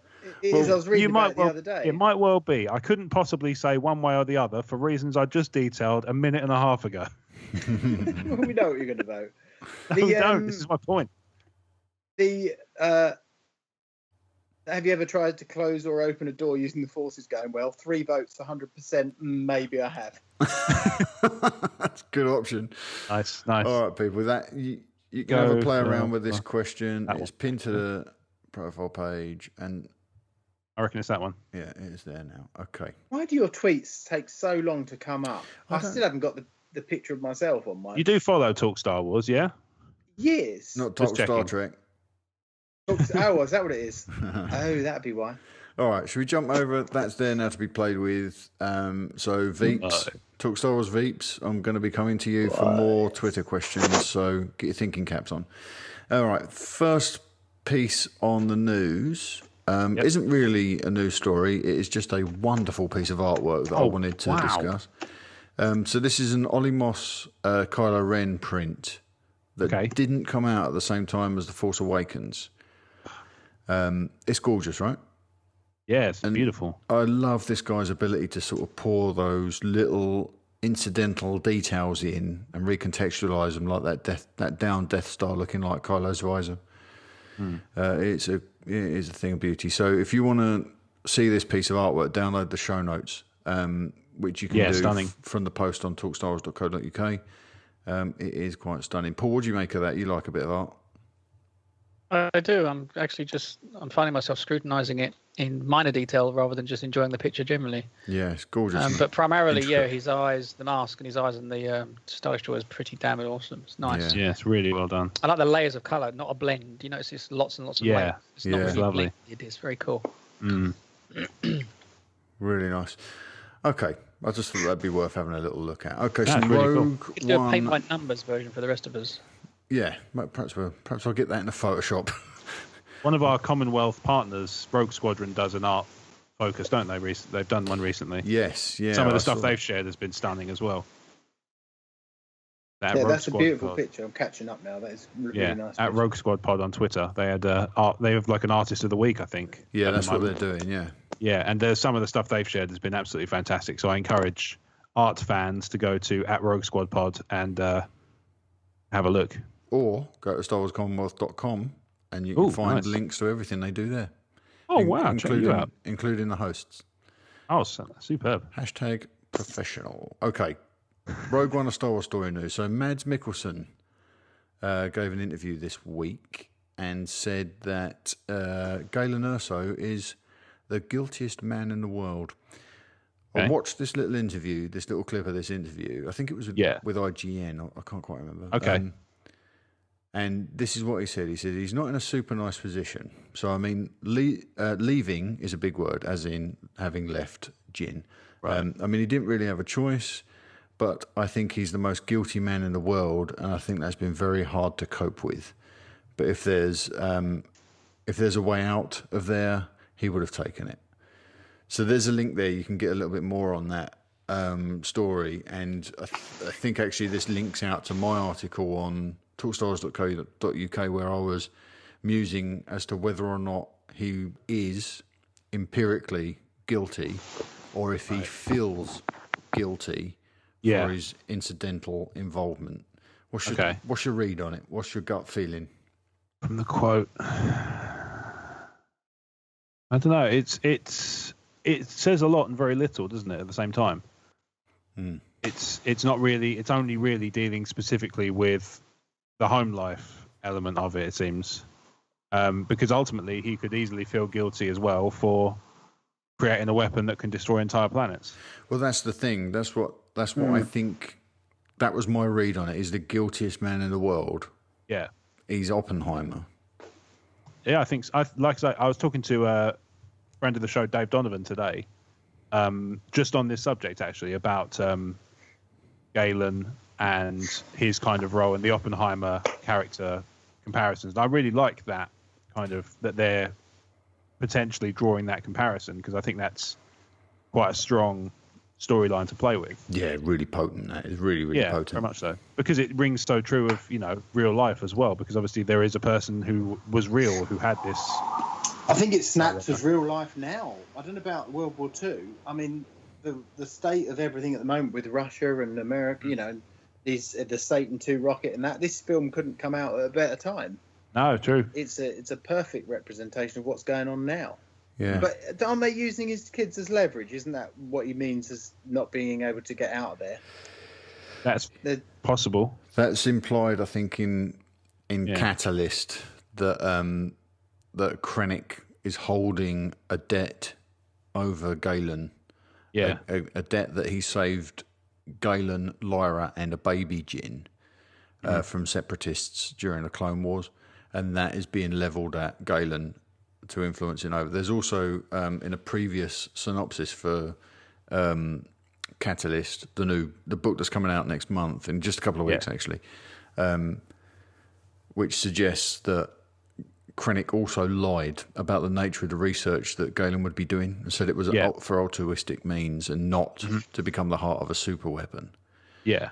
Paul, what's your read on this about Galen Erso's guilt? The guilt I think is probably reasonably well known to all of us. I mean, at the end of the day, it's one of those tricky situations. If you think you're going to be creating the single thing that can kill billions, would you rather die than create it? Alternatively, it comes down to it's the Sophie's Choice situation. Okay, billions are killed, or just your family. What is the moral thing to do still? It's an impossible situation to answer because obviously your family's everything to you. So I think that's where he basically takes the way out most of us would probably choose to take. But I'm more intrigued by the last line. But if there was a way out of there, he would have taken it. So, because that could read two ways. Either if it was just a case of me getting the job done and getting back to my family, I'd have taken it. Alternatively, if there's a way I didn't have to do this, and that's the thing. But the whole guiltiest thing in the world, I think, is simply about the fact that he took what he probably considers the coward's way out, where he protected the few and not the many. Yeah, maybe. I think you might be right there. Yeah. Yeah, which in the scope of a galaxy is completely the wrong decision. Yeah. Completely the wrong decision. In the scope of a family man, is the only decision. On the subject of Rogue One, actually, so one of the conversations I was having with Dave Donovan was about the statue in the trailer. And you know how sometimes somebody says something and your mind feels like it's just exploded with possibility? Yeah. He made an observation about the statue, which is, I'm just loading the screenshot up so I can have it in front of me as I'm talking. Why is there such a wind in the background here? It's not me this time. It's Poppy. Is it? Don't blame Poppy. She's gone to bed. So the statue obviously is on its side. And he said, what if that statue is not to commemorate what happened before, but to prophesize what's to come? And it's Luke. Really? I just thought, how cool was that thought? Just even if it turns out to be there to be nothing to it, the fact that his brain went to that place was incredible. Like the fall of a Jedi. Well, yeah, and he even said maybe it's a statue to the one bringing balance to the Force. It's flat, it's balanced, and it was never a fallen statue. He was saying, like, what if this is how it was built, as a kind of as a natural, not a natural formation, but sculpted from the. That's a really land. Interesting perspective. I love it. Yeah, because the more I look at the statue with his words in mind, it's just, that's great stuff. Yeah. Or maybe it was like one of the needles in Egypt that they spent ages carving out of the rock, and then they went to stand it up and it snapped it off. Maybe. It's like phooey. I find that slightly less rewarding than Dave's reading. Yeah, I enjoyed Dave's argument. I see where you're coming from, Steve, but I do enjoy Dave's take on it slightly more. Yes, brilliant. Rather than there be mythical. Tons of project managers in the desert going, oh no, scratching their heads, that going, let's just leave it, move on to the next site. What's this about? I'm for the high jump, mate. No mistake. All right, we got a little quote here from director Gareth Edwards as well, who's talking about Krennic, your favourite, Rob. Oh yeah. He says Krennic isn't as posh as your typical Imperial elitist. So okay. He says Krennic hits a brick wall in the hierarchy where they won't let him in the club, and he's going to turn into a them or us situation, either Krennic or Tarkin and the others. So, what do we make of that? That is this an instance where they've let somebody into the inner circle that they didn't really want there because he's got something to offer? A bit like, we've said previously that the Empire don't really dig Thrawn because he's an alien. Yeah, but he's just that good. And so they've begrudgingly let someone in because what he offers vastly outweighs the fact that he's unpalatable to them. So is this a case where Krennic's got this super weapon up on its feet, and now they've handed the pink slip over to Tarkin, they're going to shut him out? I don't know. Oh, I suppose it's. I was about to say that it can flip. No, wait. Tarkin is canon, isn't it? The book. Yeah, the James Luceno book. Yeah. Yeah, because Tarkin is in charge of it until right near the very end. So I don't know if that's possible. What do you mean, Rob? So Tarkin in the book, Tarkin is supervising the construction of the project when the story begins. Right. So I don't think that it would hand over to somebody else to then come back to Tarkin again. But is the Death Star project in James Luceno's book a separate project from the superweapon? Because remember, in the first trailer for Rogue One, we see them lowering the dish into the. So it could be that Krennic's interest. I've got a theory on that. Go on, then, Paul. Let's hear it. No, keep going. Sorry. I was just going to say, is the superweapon Krennic's project? The Death Star is Tarkin's project. I see what you're saying. You know, there are these two kids that have done these wonderful pictures, and they both take them to the parent and say which one goes on the fridge. And this might be what we're hearing here from Gareth. Why not have both? We'll put one on the inside. I'm going to put it right here. Right here on the fridge. But could it be that what we're seeing here is now Krennic gets a super weapon and then he pushes Tarkin away and closes the door on him? And maybe that door that closes is Vader, basically. Paul, what point did you want to make? I was actually on the impression. I've seen the trailer, and obviously, you know, the weapon's going in last. Or appears to be. So I went on the what if Krennic was only ever interested in building a superior battle station, not a weapon as such. It was just a station, and I'm wondering if he doesn't want it to be. I wonder if the weapon comes in as a secondary item, and he doesn't want anything to do with it. Yeah, possibly. I mean, it's plausible. Yeah. We do see him in the latest trailer, sort of bigging up the power of the Death Star, don't we, to Vader and what we're presuming. Even as a station, it's beyond powerful. It's that ridiculous, could easily be a warning, though. As much as a boast, it could be, careful with this. I don't think you realise quite how big. How we're not reading him correctly at all. So maybe the lie we're hearing. We're hearing that Krennic tells Tarkin a lie about the altruistic nature of his research. Perhaps that's a lie that's been told to Krennic as well.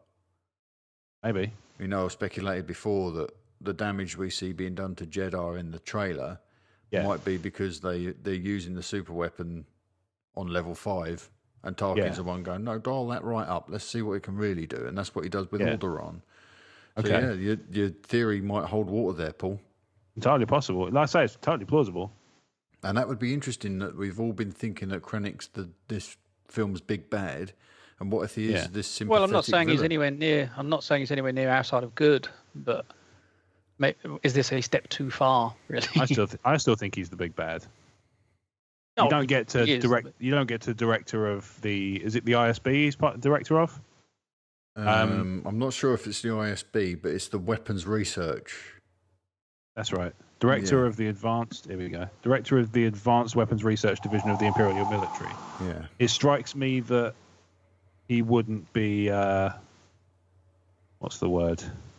It strikes me that he wouldn't be a sort of good guy caught up in it all if he's made it to that sort of level, and the fact that he's advanced weaponry suggests to me that he knows exactly what he's building is going to do. Yeah, but I mean, he is bringing Mickelson in for a reason, isn't he? As well. Yeah. But we've just said, the people develop these ballistic weapons here, and they're not developing them with these blackened hearts and they're twirling moustaches and drowning kittens. These things are being done with a degree of, I hesitate to say that they're being sensible about it, but they're being done in the hopes that it might prevent escalation within warfare, right? That's what these ballistic. No, in real world, the ballistic weapons that are developed on Earth now today are developed really to maintain the status quo.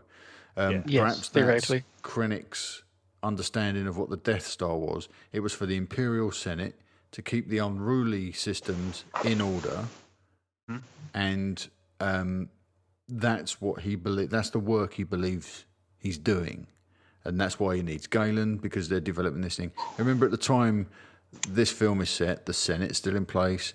The Empire isn't really the big bad just yet. Okay, should we move on to this piece about the Rogue One standees? Sure. So a new Rogue One, a Star Wars story stand is heading to IMAX theatres, and it contains messages hidden in Aurebesh. And comicbook.com have cracked the first few hidden messages. They're all spoilers. It's the whole story. Yeah. Have you seen And then this? Krennic says, Have you seen this stand here? It's absolutely gorgeous, this thing. I've seen a really long range shot of it. But, Yeah, big it looks perspex plates. brilliant. They're Yeah, sort it of looks brilliant. staggered. Oh, it's gorgeous. Oh, you've already put the translations on the bottom of the cover. Yeah. So there's underneath the image, you can see the image there, which doesn't do the actual standee any justice whatsoever, but it's a pretty cool image anyway. So if you want to see this, again, download the show notes and you can have a look. So these are some of the phrases that have already been translated from Aurebesh back into English, and I think they're quite telling. So the first one says, join the Empire. The second one says, submit to our will, which is very, very sinister. Well, you say the first one. So which ones are they talking about? I don't think we'll be able to pick them out of that image, to be honest. The third one says, all power to the Empire. Okay. And then we get some really interesting ones here.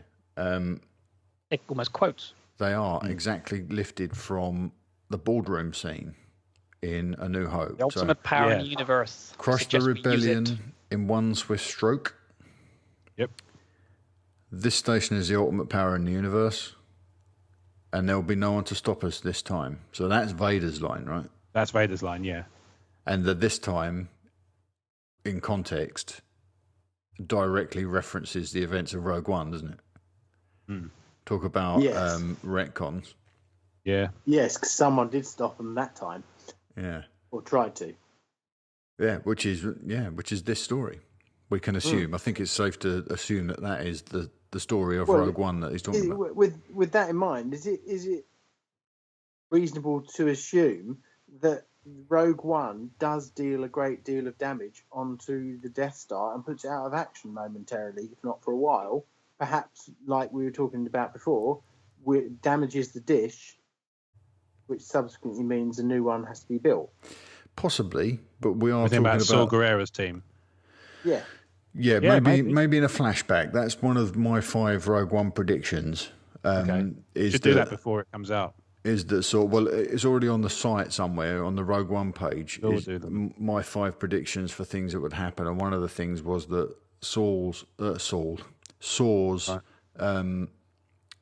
group of rebels. He's got quite sort of extreme rebel cell.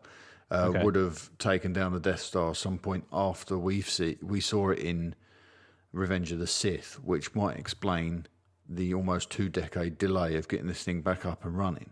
Yeah, true. So that was one of my predictions. So I don't think that this group of rogues will do any damage to the Death Star, any significant damage to the Death Star this time around, because it's just literally going to butt up against A New Hope. So unless they've got another one of those satellite weapons floating around, and they go, "Oh, quick, switch this out, and then we're going to set our course for Alderaan." I don't think that's going to happen. But they might, I think the victory is probably something relating to Scarif. Maybe that's a construction yard for something else. We see a lot of ships in that space battle around a circular space station of some description, don't we? So maybe they take out some sort of production line. Maybe, yeah. Okay, right. Moving on from Rogue One to Episode 8. So, Paul, this is the thing you sent me this week about Rey's parentage, which seems to be set to be revealed in Episode 8. Well, Clickbait. Sort of. Beware the clickbaity headlines. Yeah, let's have a little look at this then, shall we? So, Daisy Ridley was discussing Jin's parentage, and the suggestion that she was discussing Rey's parentage, and the suggestion came up that Jin may be her mother. And then Daisy Ridley quickly did the mental arithmetic and said, no, that doesn't add up. She'd have to be my grandmother. And it seemed to me to be very genuine that she was dismissing that as being nonsense. And then they suggested that she may actually be related to Kenobi, and that's when she said, she didn't miss a step, and said, there could be a connection to Kenobi. We'll find out next year. That's not what she said. That she said they'll The quote in find front out. of me here. But we'll see. We'll see in a we'll year. see it- Just we'll see sit in a tight year. on We'll that see in a question, year. Adam. So this is what I'm saying about the clickbait thing, because Tumbling Saber talked about this, and I think they're absolutely right. That quote doesn't say anything about this is definitely happening. No. That's, wait and see. So for the fact that sites are leading with that as will answer who Ray's parents are is incredibly dodgy it's to me. definitely misleading. Yeah, very much so. That's why I asked when you first said about it. Should that headline have a question mark? Because if you say, is it going to be to be revealed in a question mark? It's speculative. Whereas they're kind of establishing it as a stone cold statement. fact, and they've got no basis to do that except the desire to get people to click on their stuff. And there's a little bit of merit in there, not a great deal to be honest, but there's something to be said for the context that she seemed thrown by the gin thing and thought that it, seemed like nonsense. Yeah. But when the Kenobi connection came up, she went back on book. We'll see in a year. They're so well drilled, so well trained now. These actors. I would imagine her to sort of be stumbling around that connection if it wasn't something that she'd been briefed over. Now, admittedly, I'm having to read between a lot of lines to get to that. Yeah, and so I agree that question mark should have been on that headline. Absolutely. Yeah. Hang on. What's the headline? Ray's parentage to be revealed in 8. Right. Yeah, okay. so Because hang on, further I'll give you the on, headline. Colin Trevorrow adds a quote. He says basically, we're going to make sure that the answer to this is deeply and profoundly satisfying. Yeah, and that's Ray's- 9. Ray is a enough, character yeah. that is important in this universe, not just in the context of The Force Awakens, but in the entire galaxy. She deserves. We'll make sure this answer is something that was something that happened a long time ago, far away. We're not just telling you what happened. So they're going to drill deeply into it. If you're going to drill that deeply into it, you're probably going to get a taster of this in the next film, I imagine. Well, so the headline to answer your question, Paul, was Star Wars Episode 8 will answer who are Ray's parents, teases Daisy Ridley. See, that to me is not correct at all.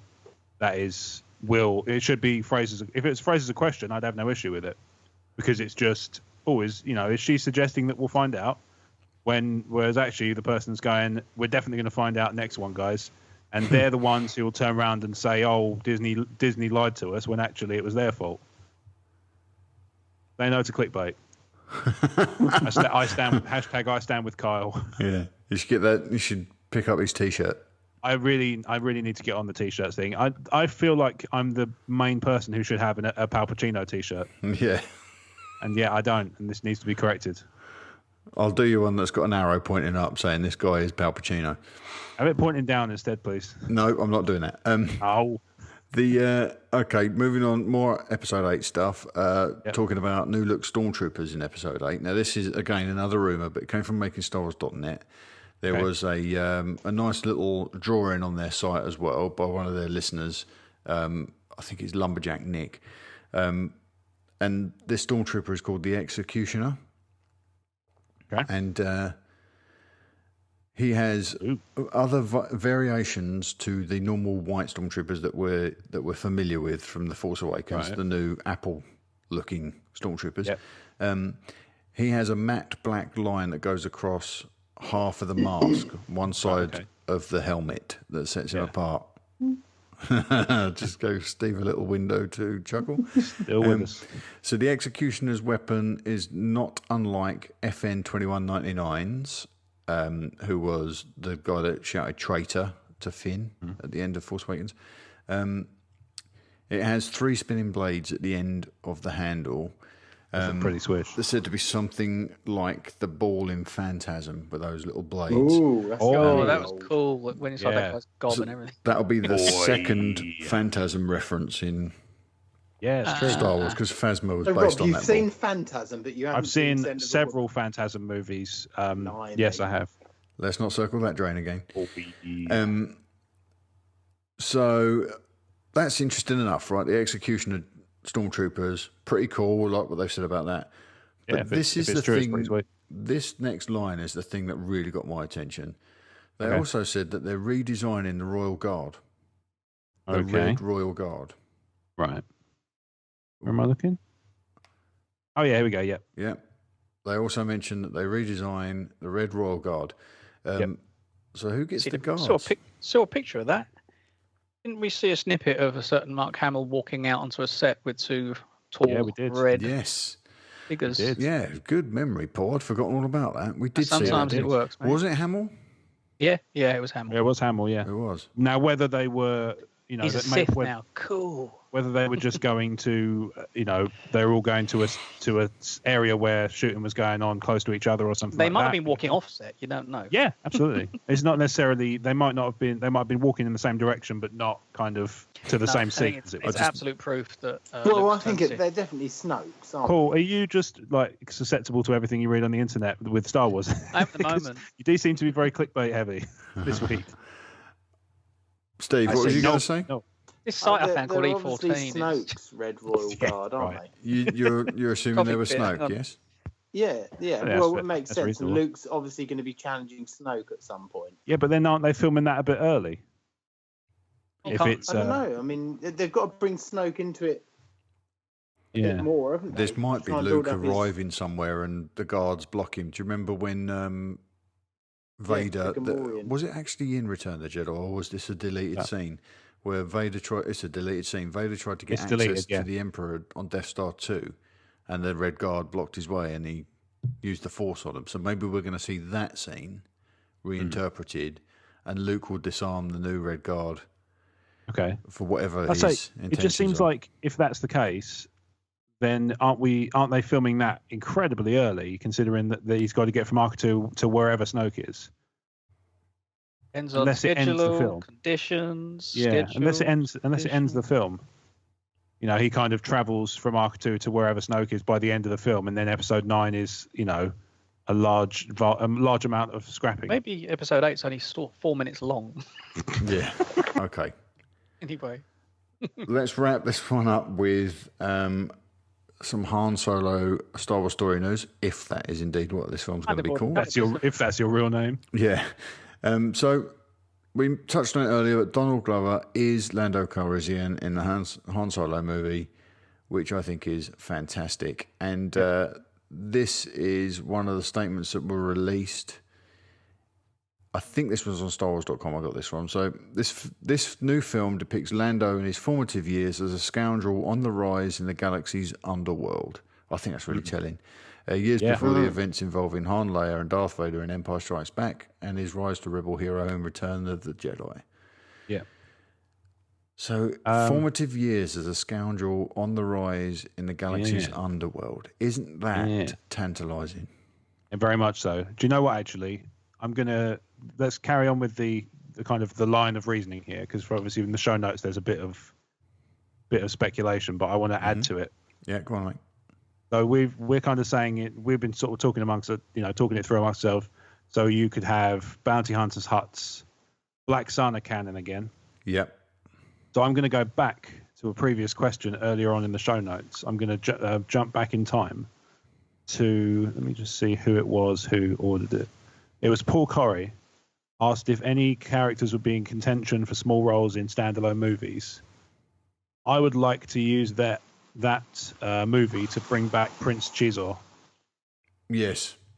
Yeah, I think that's probably a safe bet. I would imagine Black Sun is going to be a part of this, because you don't want really to involve Jabba too much, because we've seen a lot of that story, haven't we? Yeah, he'll turn up in Han Solo's story because obviously he's done work for him. So, yeah. And he's on the run from him when we first come across him, so he has to be in there somewhere. It might be good if we see the crime that Han commits against Jabba later on in a subsequent movie, maybe. Mm-hmm. They should do the Battle of Tanab. Oh, yeah. Paul, that's amazing. What a great call. We should see the little manoeuvre at the Battle of Tanab. And maybe it's not them involved in the battle. Maybe it's them just trying to circumnavigate the battle with whatever it is that they've nicked. With the stolen Falcon. That's a great idea. What a fantastic idea. Are we going to see the Kessel Run as well? Maybe. Well, there is a list of things that we could be seeing on here, isn't there? The Kessel Run I have a problem with. Okay. Because that almost seems like fan service. Right. And I don't know if I want that thing to become like this throwaway little moment in a movie, but I also don't think I want it to be the central plot point of a movie. I wonder if it'll be the opening scene. I think they could do it without. Would probably be more fitting, actually, Paul. Yeah, I think they could do it. Sorry, go on, Paul. No, I was going to say, I think we're going to meet Han face on quick. Yeah. I don't Whilst think it's going to be he's this slow. Yeah, he's going to be in the middle of some high-powered scoundrel move of some kind. All that. Yeah. I quite like the idea with a woohoo at the end. Yeah, kind of thing, and then woohooing you're his gonna- way out of hyperspace. That'd Yeah. be amazing. I think I like the idea that he's because it's the Kessel Run in the new canon is just being really efficient on the route, isn't it? Yes. It's nothing to do with skirting to the edge of a black hole or anything like that. It's just it's doing the shortest jumps possible. The strongest performing maps app on your iPhone. Yeah, exactly. Yeah, I like the idea that it happens without them even realizing it first. Like they cannonball run their way into this legendary state. Hang on, how short was that? And they check it, and he's just like, nobody's going to believe that, or something like something along those lines, where it's kind of it's a subtle thing that's just dropped in for comedic effect, and it doesn't have to be a sort of it doesn't have to be a scene of its own. It can just be the sort of the tail end of what they've just done. Mm. It can just be dropped as sort of an aside. Well, they've also got to broach the whole thing that a parsec is a measurement of distance, not time. It's like he goes to sleep for between when I'm talking. A little bit, yeah. And also, Donald Glover has been cast in a Han Solo, a Star Wars story, if that is in fact what it's called. Yeah. Welcome to Talk Star Wars. Hold the phone. This is Movie Geeks Film News. I think one of my favourite movie of all time is a film called American Graffiti. Yep, you've said it. And in that movie called American Graffiti, that name ring which a bell? happens to be my favourite movie of all time, Harrison Ford, his character's name's Bob Falfa, and he's this hot rod driver that chases around town looking for one of the main characters, a guy named John Milner, who is also a hot rod driver, and his car has a number plate THX 138, and it's the yellow hot rod with the exposed engines, a bit like Anakin's car in Attack of the Clones. Yeah. I would love to see a riff on American Graffiti in this Han Solo movie. If Lando was the Bob Falfa character trying to hunt down Han, who would be the John Milner character, and trying to goad him into a race because he needs to get Han to prove his worth for a job with the Hutts or Black Sun as a Lando smuggler. does it in 13. Yeah, there you go. So, it's constantly Lando's he's got Han in his sights as a fellow smuggler. Let's see how far I can push him. But the dynamic would be the same as the dynamic in the third act of American Graffiti. And I think that would be it's an awesome nod to Lucas and to Harrison Ford. And it would be a really cute little story point. That would be nice, yeah. And if that's the way Han and Lando meet, I think that would be pretty awesome. That would be good. Pushing especially each other. If he cheats. Of course they're going to cheat, both of them. No, what I mean is if that's the act Scallywags. that Lando if that's the act that Lando is referring to when he says after what you pulled, Han cheats him out of by not lying necessarily about the Kessel Run, but by sort of fiddling it basically so that he wins nefariously, or maybe even Lando just thinks he's cheated because he can't have done it any quicker than he did. Yeah, the only thing about that doesn't sit well with me is that would mean it'll be a one and done in this movie, and I kind of like the idea that we'll get more Han Solo movies and more not Lando. Necessarily. That's what I would like. They're budding around in the first couple of movies and encountering each other often. Then the third, if they do 3 movies, for example, obviously we're led to believe that Alden's on for 3. Yeah, no one knows with regards to Donald what his thing is yet. And also, as we've discussed before, we don't know that all 3 are Han Solo starring roles as opposed to character appearances. Of course, the next one could be Lando with Han as the secondary character. Exactly. But the idea of them sort of budding around for a couple of movies, and then in the third movie, Han kind of it's me or him sort of situation, and he sort of ends up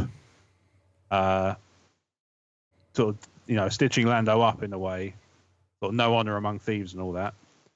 And that's the last time we see them together. Is Han sort of off in the riding off into the sunset with the Falcon, having just cheated Lando out of something, or like I say, doing it in a way that Lando thinks is cheating. All good. Whatever they do, all good. Yeah, totally. I'm on board with every decision they've made for casting so far. Yeah, including that one, Paul.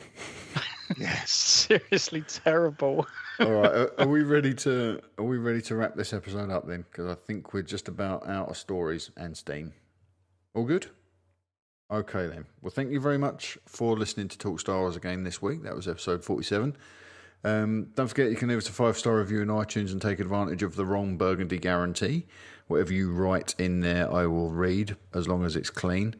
After all, we are a family show. So if you want to promote your own blog or podcast, head to iTunes, seek us out, and leave us a 5-star review. You can also email your questions and comments to us at talkstarwarsinfo@gmail.com, talkstarwarsinfo@gmail.com, or reach out to us on one of our many social channels, Twitter, Facebook, YouTube, and Instagram, to name but a few. And with that said, guys, where can people find you between shows? Steve. Well, I'm going to give up my free advertising, my channel, and just say these words. By 2020, it has officially been said that by 2020, 66% of all wildlife will be gone in the last 50 years. That's the latest offering. I think that's an important thing to say. Yeah, That's it's just terrifying. come out today.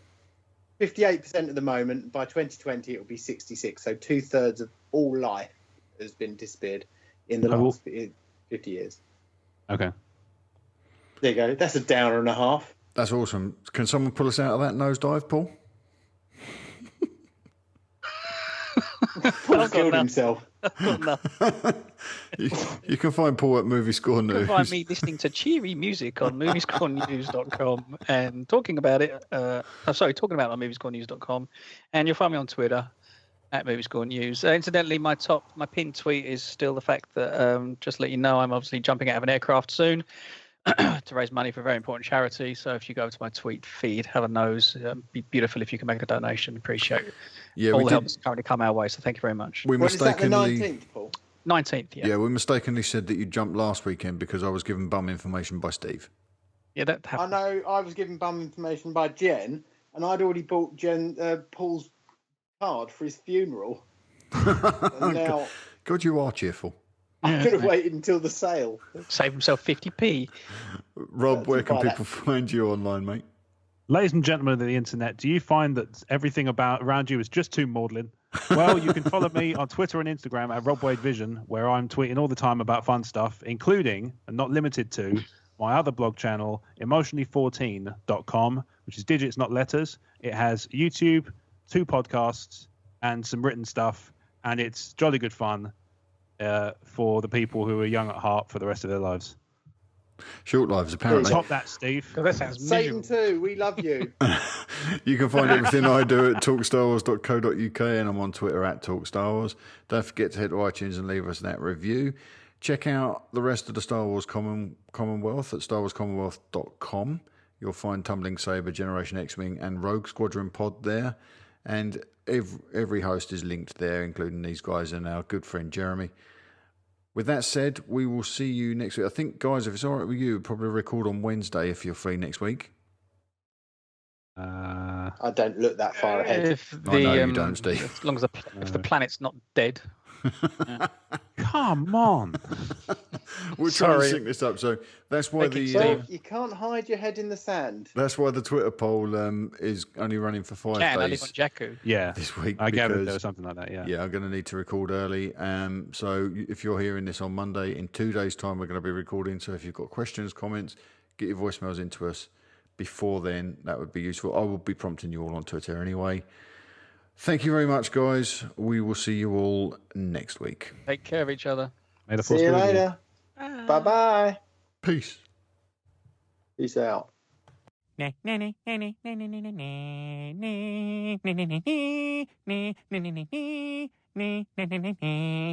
a wrap. It's a wrap.